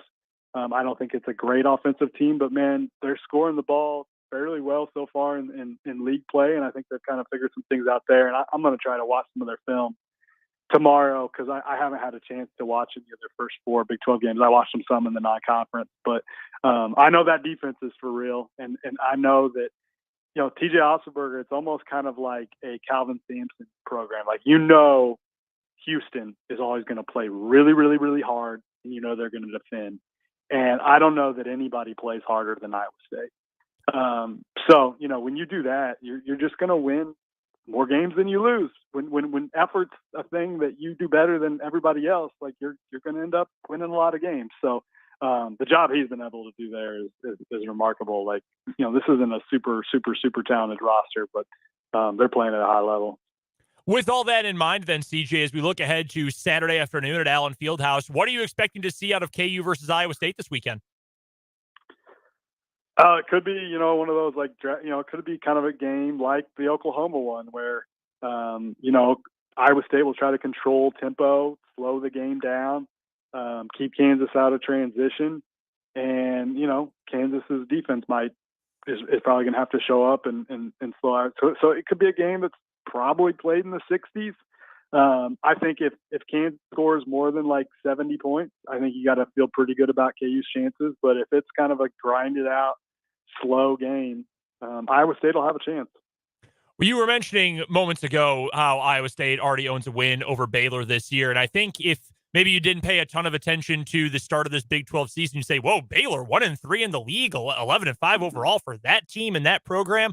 I think, from my perspective anyway, maybe not enough attention was paid to what Baylor lost this offseason, along with a guy who's been with Scott Drew from the very beginning, and Jerome Tang, who's obviously a great coach. But you lose Jeremy Sohan, you lose Kendall Brown, James Akinjo, Matthew Meyer, all these talented guys. It's still obviously a talented roster, but this Baylor team, does it feel almost structurally different than teams of the recent past for the Bears? Or is this more of a squad that you think might just take a little bit longer to get things going and will be in the top half of the league come the end of the season? Their offense is on the level of those teams, but their defense is close. I think that they missed on a couple of their transfers, like, and I was wrong on them too. Like, I watched them this summer and I thought, man, I think this is a national title contender. But Jalen Bridges has just been okay. You know, he's shooting 21.6% from 3. I think they were expecting he would be a guy in the mid to upper 30s, and like that's his job, to just kind of spot up and stretch the floor and let those guards cook. But I do think they're starting to figure some things out. Keontae George is heating up. You know, George and Adam Flagler, that's two of the, like, that might be the best guard combo in college. Like, they're really, really, those two dudes are really, really good. And they lose a 1-point game to TCU and a 2-point game in overtime to K-State. So they could very easily be 3-1 in the league. Like, I mean, that's 2 shots going in, and they're 3-1 in the league. So I do think they're a team that is going to get better as the season goes on, but man, they just don't guard like they have in the past. And you know, losing one guy you didn't mention, they don't have, who, you know, they had last year for a good portion of it, was Jonathan Chamo-Chachua. Like, if this team had a healthy Jonathan Chamo-Chachua, that would go a long way, because a team with him is going to be able to guard a little bit better because he's a great defender. No, that's a great point. That very likely could have changed their fortunes in the NCAA tournament last year, too. I think that's certainly fair to say. Yeah. On the other side of the Big 12 standings, down at the bottom of the league, I know this sounds like a real hot take right now, but Texas Tech and West Virginia, probably your worst 2 teams in the league at the moment, both sitting at 0-4, and we know this is a meat grinder of a league. What has gone wrong for those 2 programs? I mean, Tech has been tough, if nothing else, for the last couple of years, and they've been very solid. Were last year with Mark Adams at head coach. West Virginia, they've struggled for a couple of years. They started out super hot this year, but have fallen off a bit in Big 12 play. What has kind of gone wrong for those 2 those 2 teams over the last couple of weeks? With Texas Tech, I just don't think their talent is at the level that it's been in recent years. And, one thing, their defenses are always so good, but I don't think they recruited to the defense. I think they recruited guards that they were hoping could make some shots, and it's hurt their defense by having a small backcourt where they've usually traditionally had some length in the backcourt. And when you play the no middle, I think that's important to have, long guards making those skip passes tough against that defense. So, defensively, like, they're sitting at 36 in adjusted defense and at KenPom. That's pretty low for them. I mean, that's good, right? But that's pretty low for them. And then, offensively, they just haven't really, they've just been okay. And I just think it's mostly a talent thing. West Virginia is interesting because West Virginia is a team. When I watched the non-conference, I was like, well, I was wrong about this group. Like, I picked them last in the Big 12. I didn't think, all those transfers, like, it could work. And they honestly played really, really well in the non-conference. But here, they're off to a really bad start in the conference. But again, a couple close losses there that maybe could go I guess really, two close, fairly close losses that could maybe go a different way. But I think they've kind of hit a wall where they were pretty good the first couple months, and they're just not playing at that level lately. CJ, I've got just one more question for you before we let you go. And as always, appreciate you taking the time for us. You wrote all the way back in November about offensive problems for Kentucky. And next to K-State being the most positive big story in college basketball, the biggest negative story might be just how gross things look at Kentucky, to be frank with it. You wrote that story a few months ago, again, at the end of November. Watching them ever since, what is going on at Kentucky? Because with that kind of talent and with a coach who's obviously had success, it should not be as bad as it is right now. Yeah, I mean, I think that story's aged pretty well. I think they have problems in how their if you go read, Kyle Tucker wrote a mailbag today that answers a lot of these questions. And I think staff-wise, he hasn't built it to help him at all with his offense or defense. And, you need like coordinators, like, he's probably lost it a little bit in his ability to scheme. And scout and that kind of stuff. Like, he needs help there. I don't think their staff's built the right way. I don't think, like, Bill Self has been so good at roster construction, and I think Calipari has basically just, like, tried to get the best pieces he can possibly get and think it'll work. But, I don't think the roster construction is awesome, but still, they're more talented than the product right now. And, they're just really easy to prepare for, really easy to play because you know what they're going to do offensively. It's really, really simple stuff. And then defensively, when other teams are on offense, they figured out how to exploit Oscar, how to score on those guys pretty easily. So I think he needs like some major changes, major shakeups to how he does things in the off season if they want to get it right again. And he's not going anywhere unless he takes Texas. Because that contract is, they would have to pay him a ton of money to go away. That is the downside with those massive contracts, that if they start to go south, suddenly you are in a bad, bad place. CJ Moore covers the college basketball world and the Big 12 for The Athletic. Go subscribe if you haven't already. You can find him on Twitter as well, at CJ Moore Hoops, and he joins us every Thursday during the Big 12 season for the Big 12 basketball breakdown here on 580 Sports Talk, brought to you by 23rd Street Brewery. CJ, great to hear from you. Thanks for jumping on. Appreciate the time. We'll talk to you next week after what could be a truly crazy and certainly loud Sunflower Showdown. I appreciate the time. It's going to be fun. Can't wait. Thanks, guys. That is CJ Moore from The Athletic. Again, brought to you by our good friends at 23rd Street Brewery in Lawrence. Great place to watch the game. Saturday, if you're going to miss the KU game, can't go in person. Certainly the Sunflower Showdown on Tuesday night next week. Great place to watch it. Food, beer, great place to watch a game. 23rd Street Brewery in Lawrence. We've got to take a break for the news. We'll come back. We've got headlines and Mitch Holthus next hour right here on 580 Sports Talk.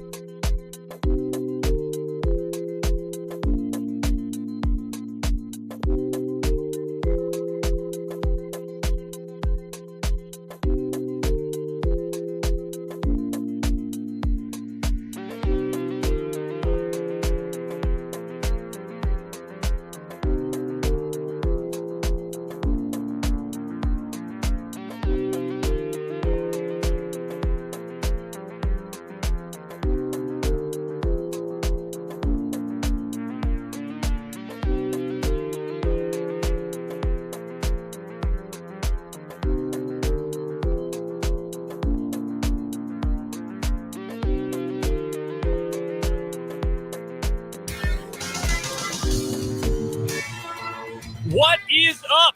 1 hour left in 580 Sports Talk. No, bad intro. We're not going to use that one again. That one's out. That one's out. All right. You want to try again? Hey now, 5 o'clock hour of 580 Sports Talk coming your way. Brendan Dworzinski and Dan Lucero. I made that decision on the fly. That was awful. Never again. What is up is in the garbage. And it's never coming back. Nonetheless, you weren't really pot committed to it, you know? No. You gotta, if you're gonna change it up, you gotta be sure. Oh man. You know, if you're gonna throw the curveball, let it rip. Don't be afraid to bounce it. Let it rip. Otherwise, it's just gonna hang there. That was a big man who wanted to shoot a three but wasn't confident it would go in. He sort of babies it up and it airballs. That's what that was. Yeah, like Jock Landale shot a few of those for the Suns against the Nuggets last night. Real quick addendum. Brendan Dworzinski, Dan Lucero here with you, by the way, on 580 Sports Talk. We're here with you until 6 o'clock. So after Abby went to bed last night, I flipped on ESPN. I was watching most of the second half of the Nuggets-Suns game. Mm-hmm. Suns were playing with, like, the Loyola, Maryland roster. Like, that was a disaster of a team last night. It was Mikal Bridges and the Pips, pretty much. Yes. Jock Landale, or as Jake famously once called him, Jack Lovedale. I think about that all the time. Anytime I see the Phoenix Suns, I think about that. He shot a three. It was just off center to the right of the top of the key. I was like, do you need glasses? Like, do you need rec specs on the court? He missed it so badly. It was like a punt that was rebounded by the Nuggets. I couldn't believe it. I thought it had gotten blocked, but there wasn't a defender in the vicinity to block the shot. Yeah. That was that intro from me for this hour. Jock Landale. Just shank. Just a 25-yarder off the right side of your foot. Goes out of bounds. Referee's running up the sideline forever. Noah Ruggles kick. All you could That's what that was. I've shared it before. The reason I do the hey now, when I was in college, my buddy who I did talk with for KJHK at KU, that's how he always started it. I don't know why, but I just picked it up as a nod to him. And it's quick. You can move past it right away. Boom. Little energy. You're good to go. I'm going to stick with that. No more changes. I didn't know we were workshopping today. I thought, hey, why not? Well, that's why. Never do that ever again. Coming up here in this 5 o'clock hour, someone who has a consistently strong catchphrase game, Mitch Holthus. He's going to join us bottom of the hour to talk all things Chiefs. Chiefs bye week. How important is it to get that off week to rest and relax a little bit going into the postseason? And which games is he going to be keeping an eye on? I have a guess of which ones he will be focusing on in particular. And we'll get to our 580 Sports Talk headlines here in just a moment. Don't forget, you can hit us up on the Big O Tires text line, 785-272-9429. That is the text line number. And, of course, you can hit us up on YouTube as well. Our channel is Sports on 580 WIBW, and the comment section is wide open. Let us know whatever you are thinking about on the show today.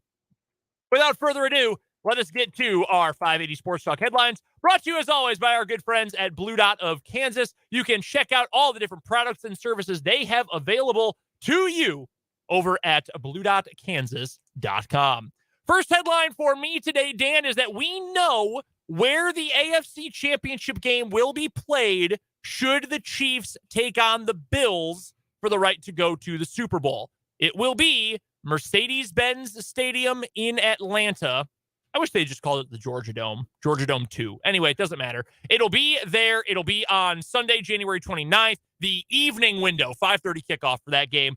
And that is only if it ends up being Chiefs and Bills. To refresh and recap, in case you missed this a week ago, there were a couple different scenarios after the Bengals-Bills game was canceled or called a no contest in Week 17 in the wake of the incident with Damar Hamlin.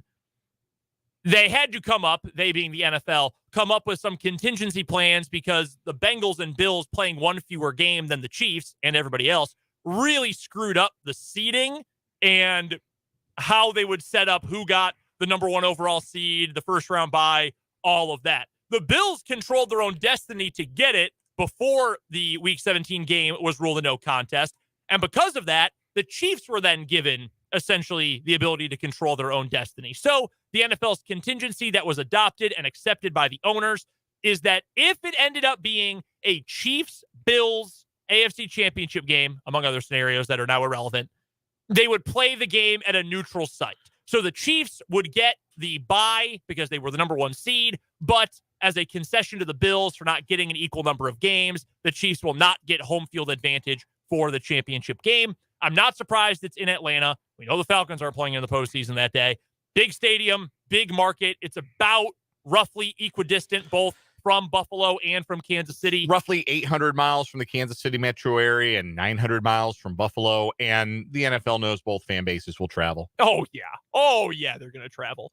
I think the ideal scenario would have been Indianapolis because it's, again, somewhat close to equidistant from the two cities, but is a lot closer. It's 500 miles or 400 miles, not 800 or 900. But regardless, this is probably the best way they can make it work. And as Matt Derrick told us last week, and as he told Jake and Fulton yesterday, on Tuesday on Mic'd Up, the Chiefs still in the end probably come out ahead in a bad situation. Last year's Bills-Chiefs game felt like a Super Bowl. And this year, if we get Bills-Chiefs in the playoffs again, it will feel like a Super Bowl because it will be in a neutral site with a split crowd. Yeah. Ooh, they should make it. The NFL is smart. They're going to plan it like the Rose Bowl, and you're going to have the west side of the stadium is going to be all blue, and the east side is going to be all red, and it's going to look like the Rose Bowl. And they'll fill the place, too. I don't think yeah, they'll they have will. any problem filling a huge stadium, Mercedes-Benz Stadium. I don't know what capacity is. Close to 80,000, I think. Oh, I'm sure it is. It's massive. I can pull that up for us right now. Mercedes-Benz Stadium in Atlanta has a capacity for the NFL of 71,000. Okay. So actually, that's smaller than I thought. Yeah, smaller than I thought, too. Speaking of the Rose Bowl, I know it's really, really far away from both teams. They should have put it at the Rose Bowl. We didn't get a Rose Bowl sunset this year. No, we didn't. Because the weather was pretty bad, actually. Because the Rose Bowl sold out and joined the college football playoff, and God was mad. Didn't give him a sunset. Justly. Yes. He is a just God. They should have put it there. We could have gotten our Rose Bowl sunset. Even have Fowler and Herbstreit call the game. What the hell? Yeah. Why not? All the vibes are off. First headline for me in our Blue Dot of Kansas headlines, another Kansas State Wildcat has declared for the NFL draft. No big surprise, defensive end Felix and Udike Uzama, will be committing to declaring for the 2023 NFL draft. Released a statement on his social media today, thanking friends and family for their support throughout his college journey, thanking Coach Riley and Coach Kleiman for taking a chance and seeing the potential in that scrawny 210-pound defensive end hopeful from Lee's Summit High School, and thanking his teammates, saying, "You guys will never fully know the impact you had on me." His tweet said, "Thank you, Wildcat Nation, for all the support through his college career." The Big 12's Defensive Player of the Year headed to the NFL draft. No great surprise. I'm sure this was expected. This is not earth-shattering. None of the defections from Kansas State to the NFL draft file under surprising. If anything, they've gotten better than expected news with Cooper Beebe and the rest of the offensive line coming back. And last night, Phillip Brooks announcing that he'll come back for 2023, a big boost to that wide receiver group. But Felix and Udike Uzama headed to the NFL. I think he'll be drafted in the top 3 rounds, and a first-round pick not out of the question. Yeah, I think late first round is certainly possible. So right in front of me right now, I've got a couple of mock drafts or draft projections that I can give to you in regard to where certain people around the NFL draft world think he will go. Tankathon.com, great resource, by the way. They have Felix going 45th overall, so that's early to mid second round to the Atlanta Falcons. They could certainly use help. He would start right away there. Additionally, NFLDraftBuzz.com, they've got him as a top 10 pick of the second round. So you're looking at picks 32 through 41. They have him going somewhere there. I think that is certainly fair. Also, the Pro Football Network has him ranked as a top 10 edge rusher in the 2023 draft as well. I think that's fair. I don't think he's got the bulk and the size to be one of the truly elite prospects in this class, but I still think he is a clear starting caliber edge rusher, especially early in his career as a rotational guy. I think he definitely fits in there. NFL Draft Buzz, by the way, has him 7th best edge rusher. So yeah, that's early second round, if not late first round territory. Are you surprised at all? No. Not me either. No, especially not with a chance again to go fairly early in the draft as top 3-round pick. I don't think there was anything he was going to be able to do to boost his draft stock with another year. I think he'd proven what he needed to prove, and it was time.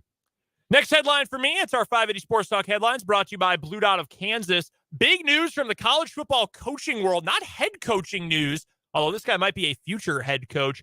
A huge change in the Big 12 for a team that just played for a national title. TCU, according first to, I believe it was Adam Rittenberg of ESPN, but it has since been reported by Bruce Feldman, among others. Garrett Riley, the offensive coordinator for TCU, brother of Lincoln Riley, and former assistant coach for the Kansas Jayhawks as recently as 2018, he is being hired away from TCU by Clemson. Clemson just fired its offensive coordinator, Brandon Streeter, earlier on today. Not a surprise why. That offense was not pleasant to watch, really the last 2 seasons, but especially this year, replacing Tony Elliott, who in and of itself was maybe not the greatest offensive coordinator in the world before he left for the Virginia head coaching job. It'll be a pretty talented young quarterback that Garrett Riley will be managing at Clemson. Cade Klubnik, who many people, myself included, thought should have been starting most of the year over DJ Uiagalelei anyway, who is now in a better situation for him. He's going to be in a more run-heavy scheme at Oregon State. Garrett Riley going to Clemson. That feels like pretty much the best hire Clemson possibly could have made. Yeah, that's Clemson deciding and Dabo Swinney deciding that, cronyism is out and I got to win football games. Because Brandon Streeter is a Clemson lifer, played there, was on the staff since 2015, tutored Deshaun Watson, tutored Trevor Lawrence. He's got a lot of goodwill there, and I'm sure he and Dabo are very close. And he got the promotion, and in his year as offensive coordinator, that program went backwards, and that offense went way backwards. Yeah. And Dabo Swinney knows he's got to stay current and stay up to date if he wants to keep up with the Joneses. And the Joneses for Clemson are not the rest of the ACC. The Joneses for Clemson are the weight class they were punching in there in the mid to late 2000s. Alabama, Georgia, Ohio State. That's the Joneses for Dabo. And I think this is a signal that Dabo understands that what happened last year, which, by the way, what happened? They won 11 games in the ACC. What happened last year can't happen again. They lost to their rival for the first time in like 8 years, and that was DEFCON 1. Full-blown panic.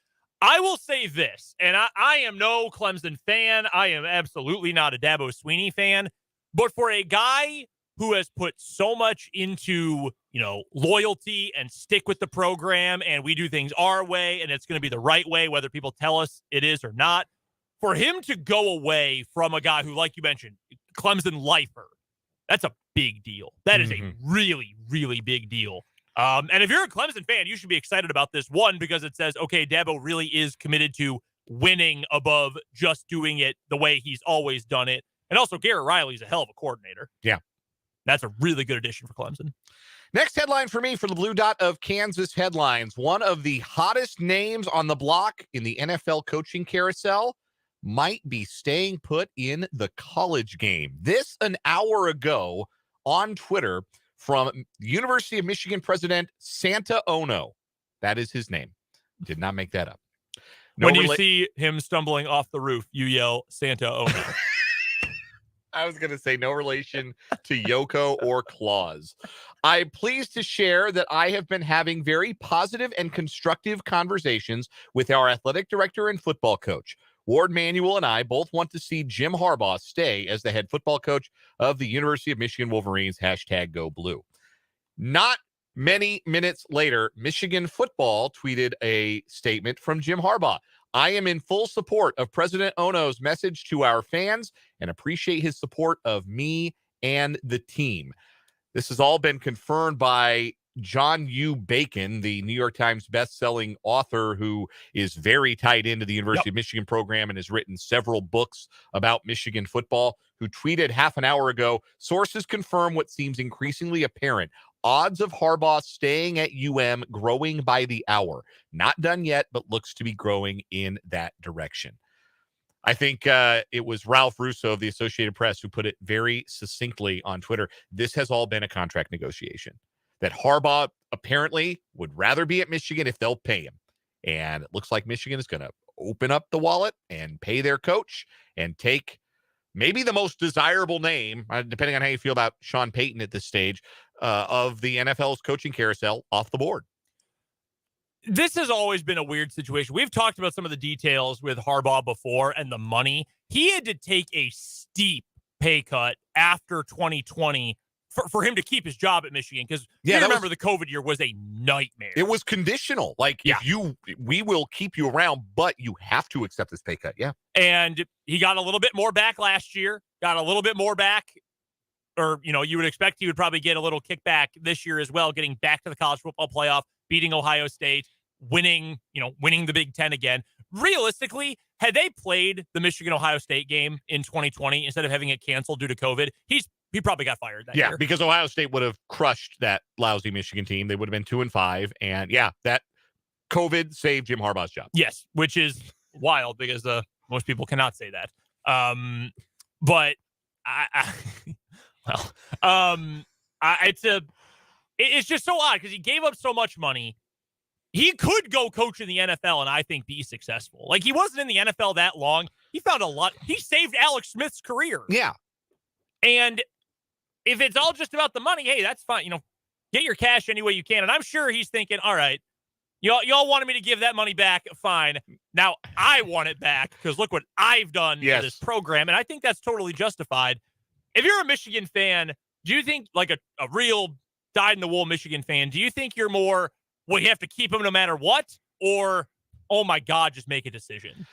I'm sure there will be a desire at some point to be done with the will they or won't they waffling. Mm-hmm. But I think the preference is keep Jim Harbaugh on the sideline in Ann Arbor as long as possible, because now you see what is possible with him on the sideline. It was starting to maybe feel like it wasn't. Like the Jim Harbaugh era was starting to feel like, boy, if this doesn't work, what will? Like if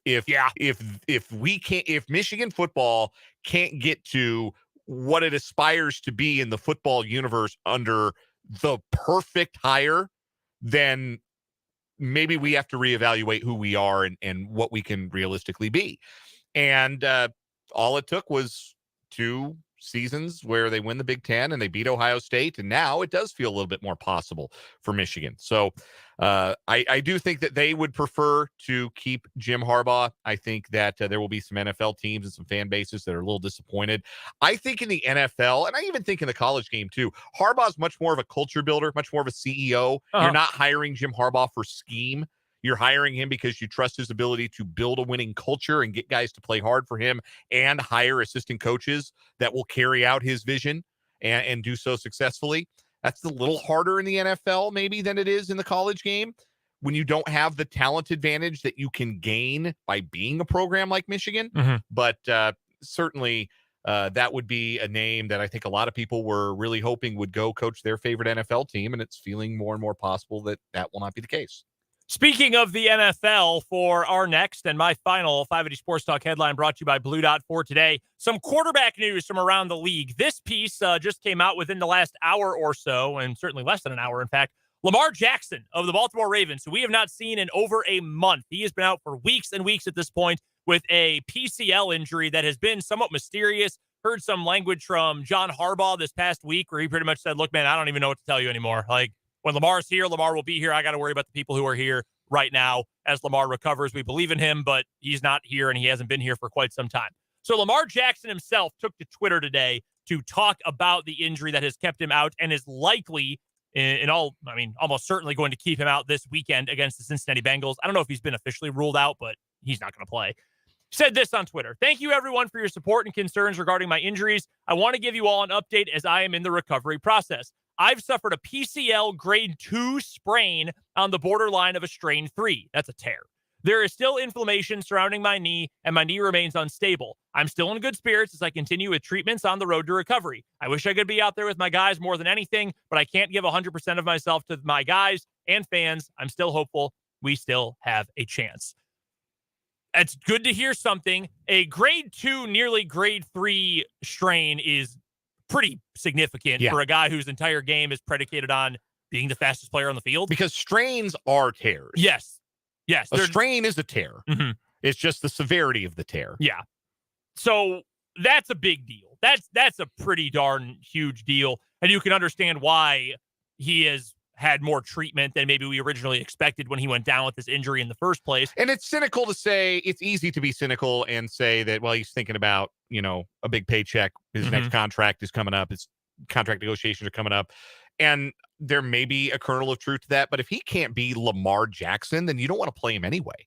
No, because we've seen him just last year and 2 years ago too. We've seen him when he's not quite Lamar Jackson, and not that he's bad, but it takes away a lot of what Baltimore has built. I mean, Greg Roman's entire offense is built around, well, we don't really have anyone to throw it to, so Lamar just go make a play. Like, when you get it right down to the nuts and bolts, that's essentially what it's built around. And I think both can be true, that hurts him and it hurts your team if that's the version of him you get out there. But honestly, I mean, too, if you're Lamar, you go out there and you get hurt worse. You're not making anywhere near the kind of money you deserve on your next contract. If you don't play, I'm not saying this is the reason why he's not playing. I want to make sure that's clear. But by not playing, you might not get record-breaking money, but you're going to get, market value. So, there is an element to that. And I think no matter how you look at it, it's smart to not rush it back. But that also is what has spelled the end of the Ravens season. Because right as their defense got good, they lost their all-world quarterback. And they can't score. Yeah, and it's gross. Also, it was made official. It was reported this morning that the Raiders have begun seeking out a trade partner for Derek Carr. Carr put together a thank you. He just wrote a notes app thank you to Las Vegas and the Raiders fans and Oakland. So it's over. It is officially over. Derek Carr is not going back to the Raiders. I don't know that they're going to be able to trade him because I think teams are aware that the Raiders have no leverage whatsoever. Right. The only reason he'll get traded is if the Jets and Commanders, maybe the Giants, they're in a weird spot. But if some number of teams know they're going to get in a bidding war, maybe then it ends up being a trade situation. But again, as we've said before, he has to be traded by the third day after the Super Bowl. Otherwise, he gets $40 million locked in guaranteed. So he's going to be on the move soon. Yes. It will not be too long before we know Derek Carr's next home. Anything else for you headlines-wise? Nope. Let's move it on. With that, we will take a timeout. We've got more 580 Sports Talk coming up after this and more Mitch Holthus later on this hour here on 580 WIBW.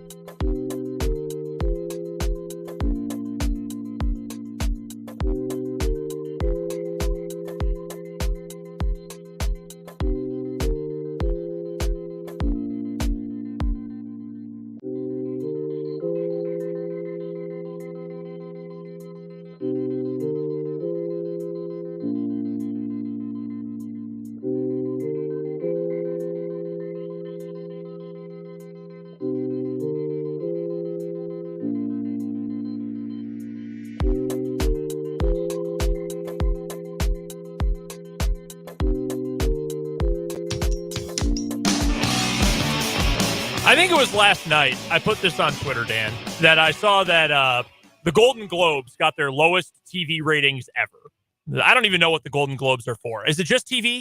Is it movies too? TV and film, I think. I don't know. I'm not really my thing. But I saw a tweet about how they had their lowest TV ratings ever, and I said, "Wow, I can't believe that normal people are not watching a bunch of celebrities and rich people pat other celebrities and rich people on the back. Wow, can't believe that." Well, sometimes the entertainment world and the sports world overlap quite a bit. How about this from Nicole Auerbach at The Athletic, putting out today that outgoing NCAA president Mark Emmert, at his essentially final meeting with NCAA people and dignitaries today, received a standing ovation from members of the NCAA membership as he essentially signed off from the job today. What did Mark Emmert ever do in his time as the president of the NCAA to make a standing ovation? Unless they were applauding, all right, he's out of here. Yeah. Right. He made the organization look awful. He made enemies of some of the most powerful coaches and programs in the country in every sport. The pity standing O? Is that a thing? Might be now. What a joke. Give me a break. Applauding that fraud. Get out of here. He managed to maintain and justify the NCAA's existence long enough for a lot of those people in the room to get really, really rich on the backs of unpaid labor for just a little while longer. I hate Mark Emmert. He is a reminder of the days when the labor was unpaid.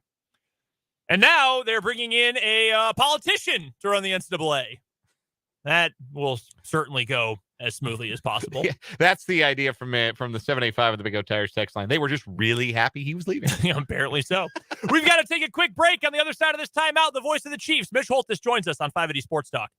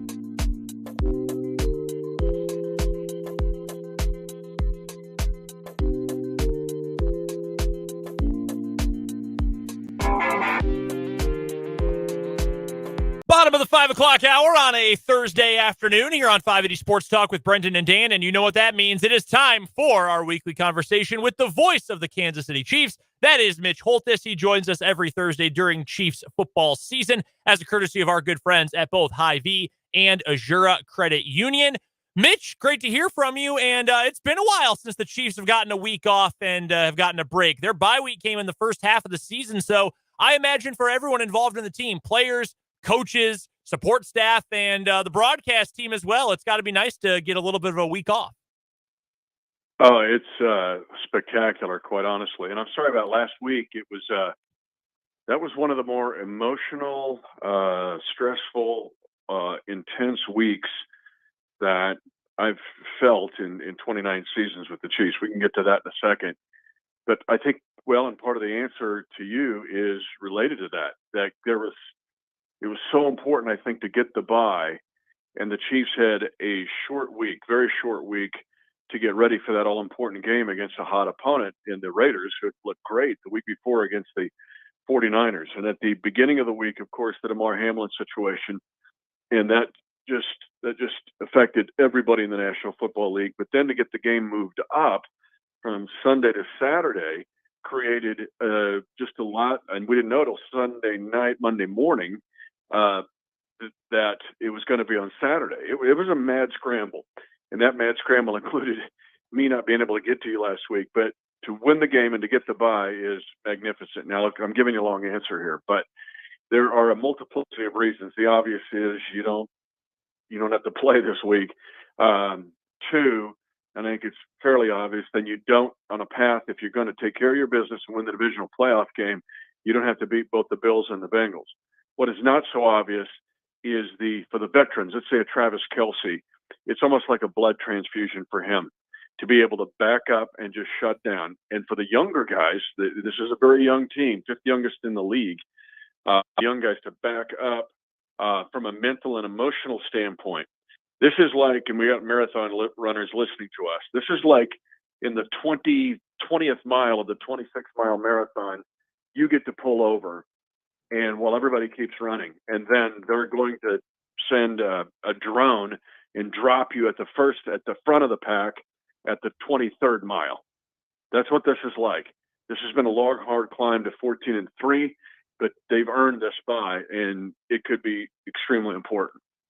We will get to what Wildcard Weekend will look like for the Chiefs and obviously getting into the postseason for the Chiefs in general. But I do want to ask, Mitch, going back to this past weekend, I think all of us are extremely thankful that we are at a point now with Damar Hamlin, the safety of the Buffalo Bills, that he has been able to return to Buffalo. He's been able to leave the hospital. He's on the road to recovery. He's been able to see teammates and his family and all that. I mean, it is truly a blessing that we have gotten to this point after such a scary incident a couple of Mondays ago. As someone, Mitch, who has been around the NFL for a long time and has called hundreds of games, and you know these athletes and coaches and trainers and all the people within the Chiefs building so well, what was it like for you and for the people you work with the Kansas City Chiefs who, you know, to see what happened there in Cincinnati a couple Mondays ago to Damar Hamlin and everything that came with it around the NFL and for that player and that team in the days that followed? What was that experience like? Because I think everyone around the league or even just fans, media members, whoever had a different reaction to it, all obviously holding our breath for his health and safety. But what was that week like for you, and what were the moments after the injury like for you? Yeah, emotion, tension. I'd done the Chiefs Kingdom show, which on your air, on that Monday night, and then I had to go back in because it was a short week. We were scrambling to get our ancillary programming done, not just for the radio network, but work I do for 65 TPT and programs like this one. So it was a mad scramble. So I'm watching the game because it had such importance for the Chiefs. And then I saw it happen, and everything just kind of stopped.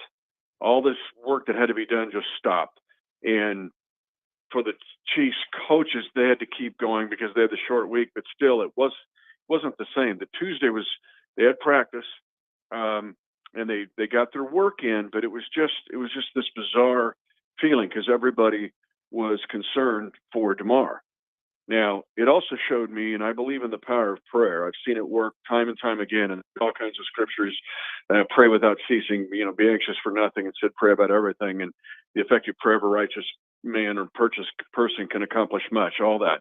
And then you saw it manifested and that Damar was going to not lose his life, and you felt the professionals on that field. It made me also appreciate the people that we have in our 6 doctors who are phenomenal, the best group of doctors that I have been around in my 29 years, and the best group of trainers. When Andy Reid took the Chiefs job, one of his first calls was to Rick Burkholder.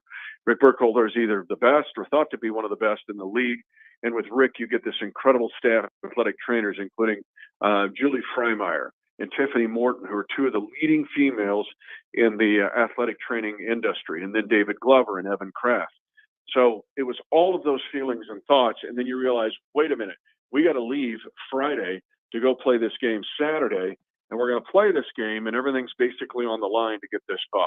It was a very tense, emotional week, and it was going to be that way, kind of. But then with the Damar Hamlin situation, it made it just even that more intense. Our guest is Mitch Holthus, the voice of the Kansas City Chiefs, joining us as he always does during the Chiefs season on Thursday. And by the way, let me say this before I move on from the prayer aspect. Many times we pray to ask, and then it might be good to have a prayer of thanks somewhere in here too, because I'm terrible at it. Then you push on and move on, and you're like, you know what, I better pray some Thanksgiving here. So anyway, there's that. I didn't want to leave that thought. Absolutely. Mitch Holthus joins us again, a courtesy of our friends at Hy-Vee and Azure Credit Union.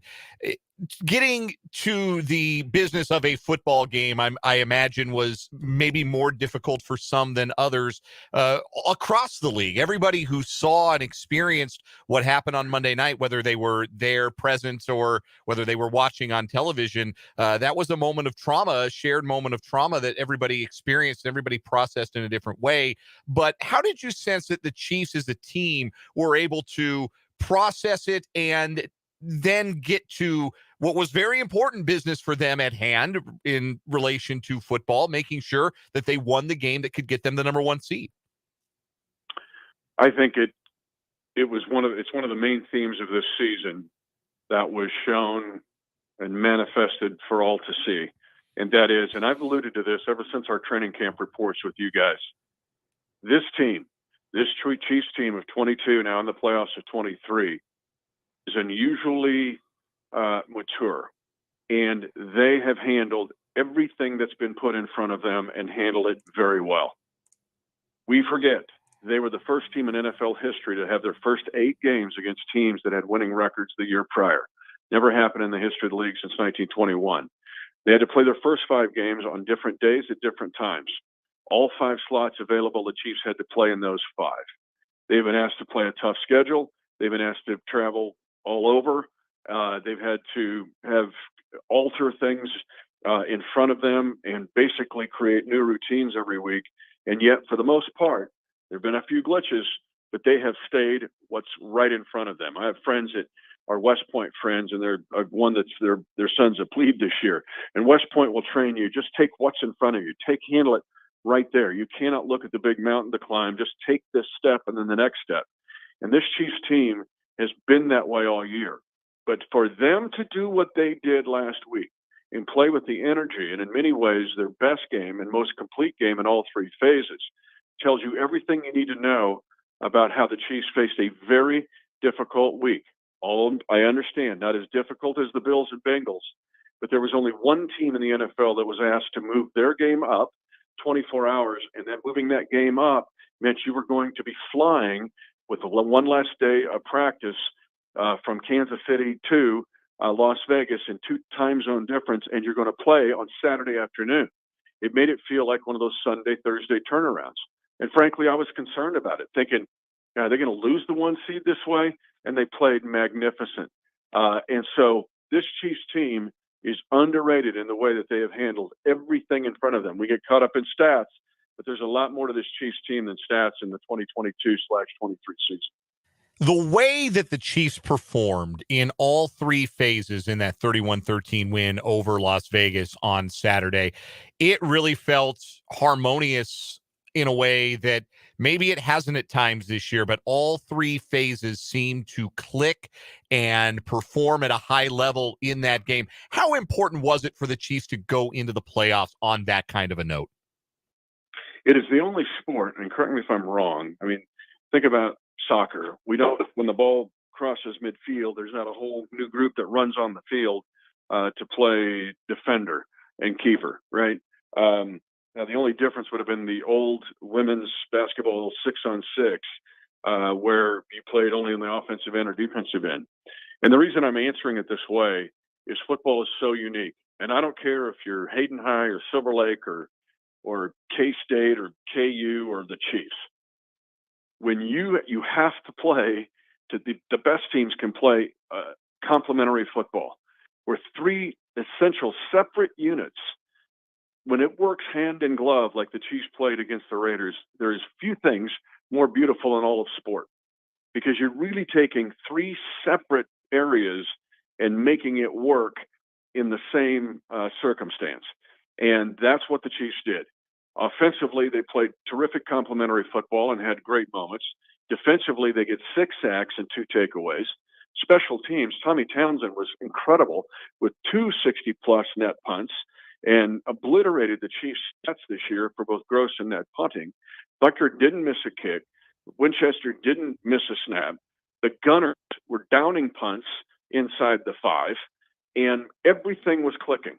And when that happens in football, which is unique from any other sport, unless somebody can come up with another one, and I'm looking past it, then it is spectacular. And it's just great to see it because it's also, and I'm careful to give military analogies when it deals with sports, but I think military folk would tell you have to work in concert, not just even among different branches. Like so many times in our history, the Army and the Air Corps has had to work with the Navy. Well, I know it's a game, but it's the similar. I think it makes the point where you have 3 separate units that have to act as one. And when it happens, man, it's awesome to see it. And the Chiefs did exactly that. Mitch Holthus is our guest, the voice of the Kansas City Chiefs. He joins us every Thursday during the Chiefs season here on 580 Sports Talk, brought to you by Hy-Vee and Azura Credit Union. So, Mitch, this has become something of familiar territory for the Chiefs with the number of bye weeks they have gotten in the first round of the playoffs over the last few years, really during the Reid-Mahomes era. So what is this week like then? Not knowing who you're going to face in the divisional round, but knowing there are an assortment of teams that they could be facing. What does preparation, what does the waiting game look like this week for the Chiefs, both player-wise and coaching-wise? Enter the expertise of Andy Reid. Nobody in the organization has to guess, like, ooh, what's Andy going to do? Because we know what Andy's going to do. He's showed a template now for 10 years with us, and in many ways with 14 years with Philadelphia. And that is, he gave the guys some time off, and then he's bringing them back, and then he will start working ahead. Now, the staff kind of splits up all 4 potential opponents, but he knows, Coach Reid knows that the mental, go back to 5 minutes ago when I said the mental and emotional break for the younger guys is necessary, and the physical break is necessary for guys like Travis Kelce. So Coach Reid gets that. The guys know. They're not going, hey, we get Monday off? When are we coming back? They pretty much had an idea of what they were going to have to do and how they were going to approach the week. And that is the expertise of Andy Reid, which is why I think he has a big advantage over a lot of these younger coaches in the league who have either never done it or trying to figure out how to do it when there's so many factors, players, agents, players, and they're trying to get their own deals done. With Andy Reid, there's no guesswork. You know what's in front of you. And so this week has been laid out in the minds of Chiefs players long before it happened. And that's why it was so awesome to get it, because you knew you were going to get a chance to catch your breath. And it was phenomenal to win that game. I'll just be real transparent with you. The week was so intense. It was weird. I was my personal feelings. So I'm on the 5th bus, and I do a lot of taping for the radio network beforehand. And so I do live shows with Facebook Live with our 65 TPT crew. When I walked into Allegiant Stadium, I just kind of felt emotional. I felt my eyes kind of well up with tears. And I'm like, what's going on? What's happening here? But it was a week, and that game was so big because I knew what the bye could mean. And then it all just turned out great because of the way our guys handle it. But I'm just telling you, it was an unusual week and a tough week in many ways for everyone concerned. And knowing at the end of the road, if the Chiefs could beat the Raiders, there was a big reward. Mitch Holthus is the voice of the Kansas City Chiefs. He joins us Thursdays throughout the Chiefs season right here on 580 Sports Talk, brought to you by Hy-Vee and Azura Credit Union to talk all things Kansas City Chiefs. They've got a bye through the first weekend of the postseason, a great spot to be in for rest, for planning, to gear up for the stretch run or hopefully another appearance in the Super Bowl. Mitch, as always, we appreciate you taking some time for us. Enjoy the control center, watching all the games coming up this weekend, and we'll talk to you next Thursday. I'm going to give you the nugget of the night quickly. I know we got to go, but here's you want the nugget of the night? Oh, yeah. Of course. Of course.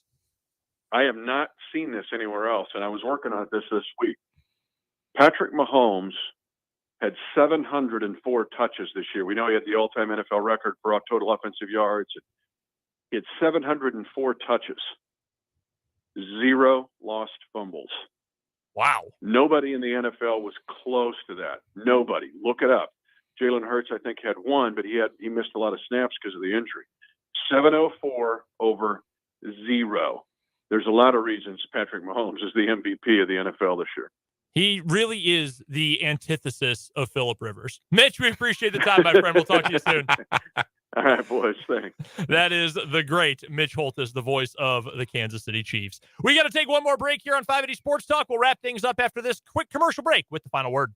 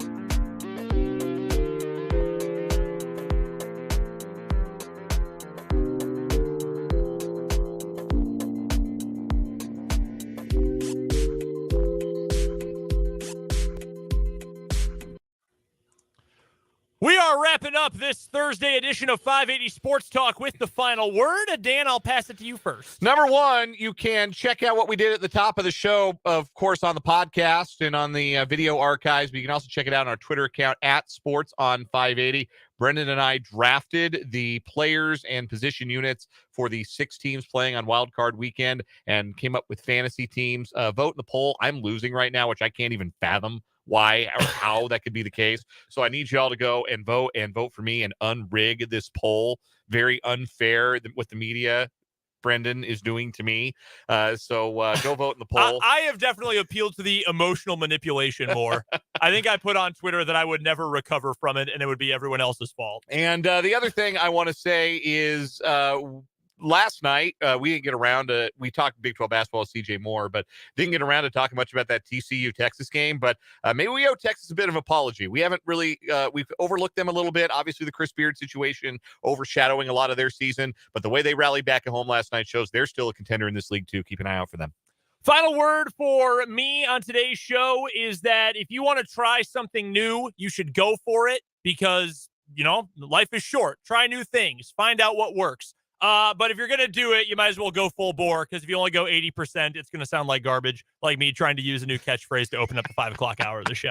That'll do it for 580 Sports Talk on this Thursday. We'll be back with you 3 until 6 tomorrow. Matt Derrick is going to join us, as he always does, for our Herman's Meat and Smokehouse Chiefs Insiders. We talk about this bye week for the Kansas City Chiefs. We will make all of our picks, save for the Monday game. We'll do that next week. But no, we actually will not, because we are off Monday. Yeah, next we're week. off Monday. We're picking all the games. We are going to predict all 6 games coming up tomorrow for Super Wildcard Weekend. And then you're going to leave early for high school basketball. So I'm going to get to intro the 5 o'clock hour. Lord knows what I'll come up with. But it will be better than what you did. Yeah, there's no doubt about that. That's pretty safe assumption. Also, we'll talk KU and K-State basketball. It's all tomorrow from 3 until 6. So for Dan Lucero, I'm Brendan Dworzinski. Appreciate you joining us. We'll talk to you tomorrow at 3 o'clock on 580 Sports Talk.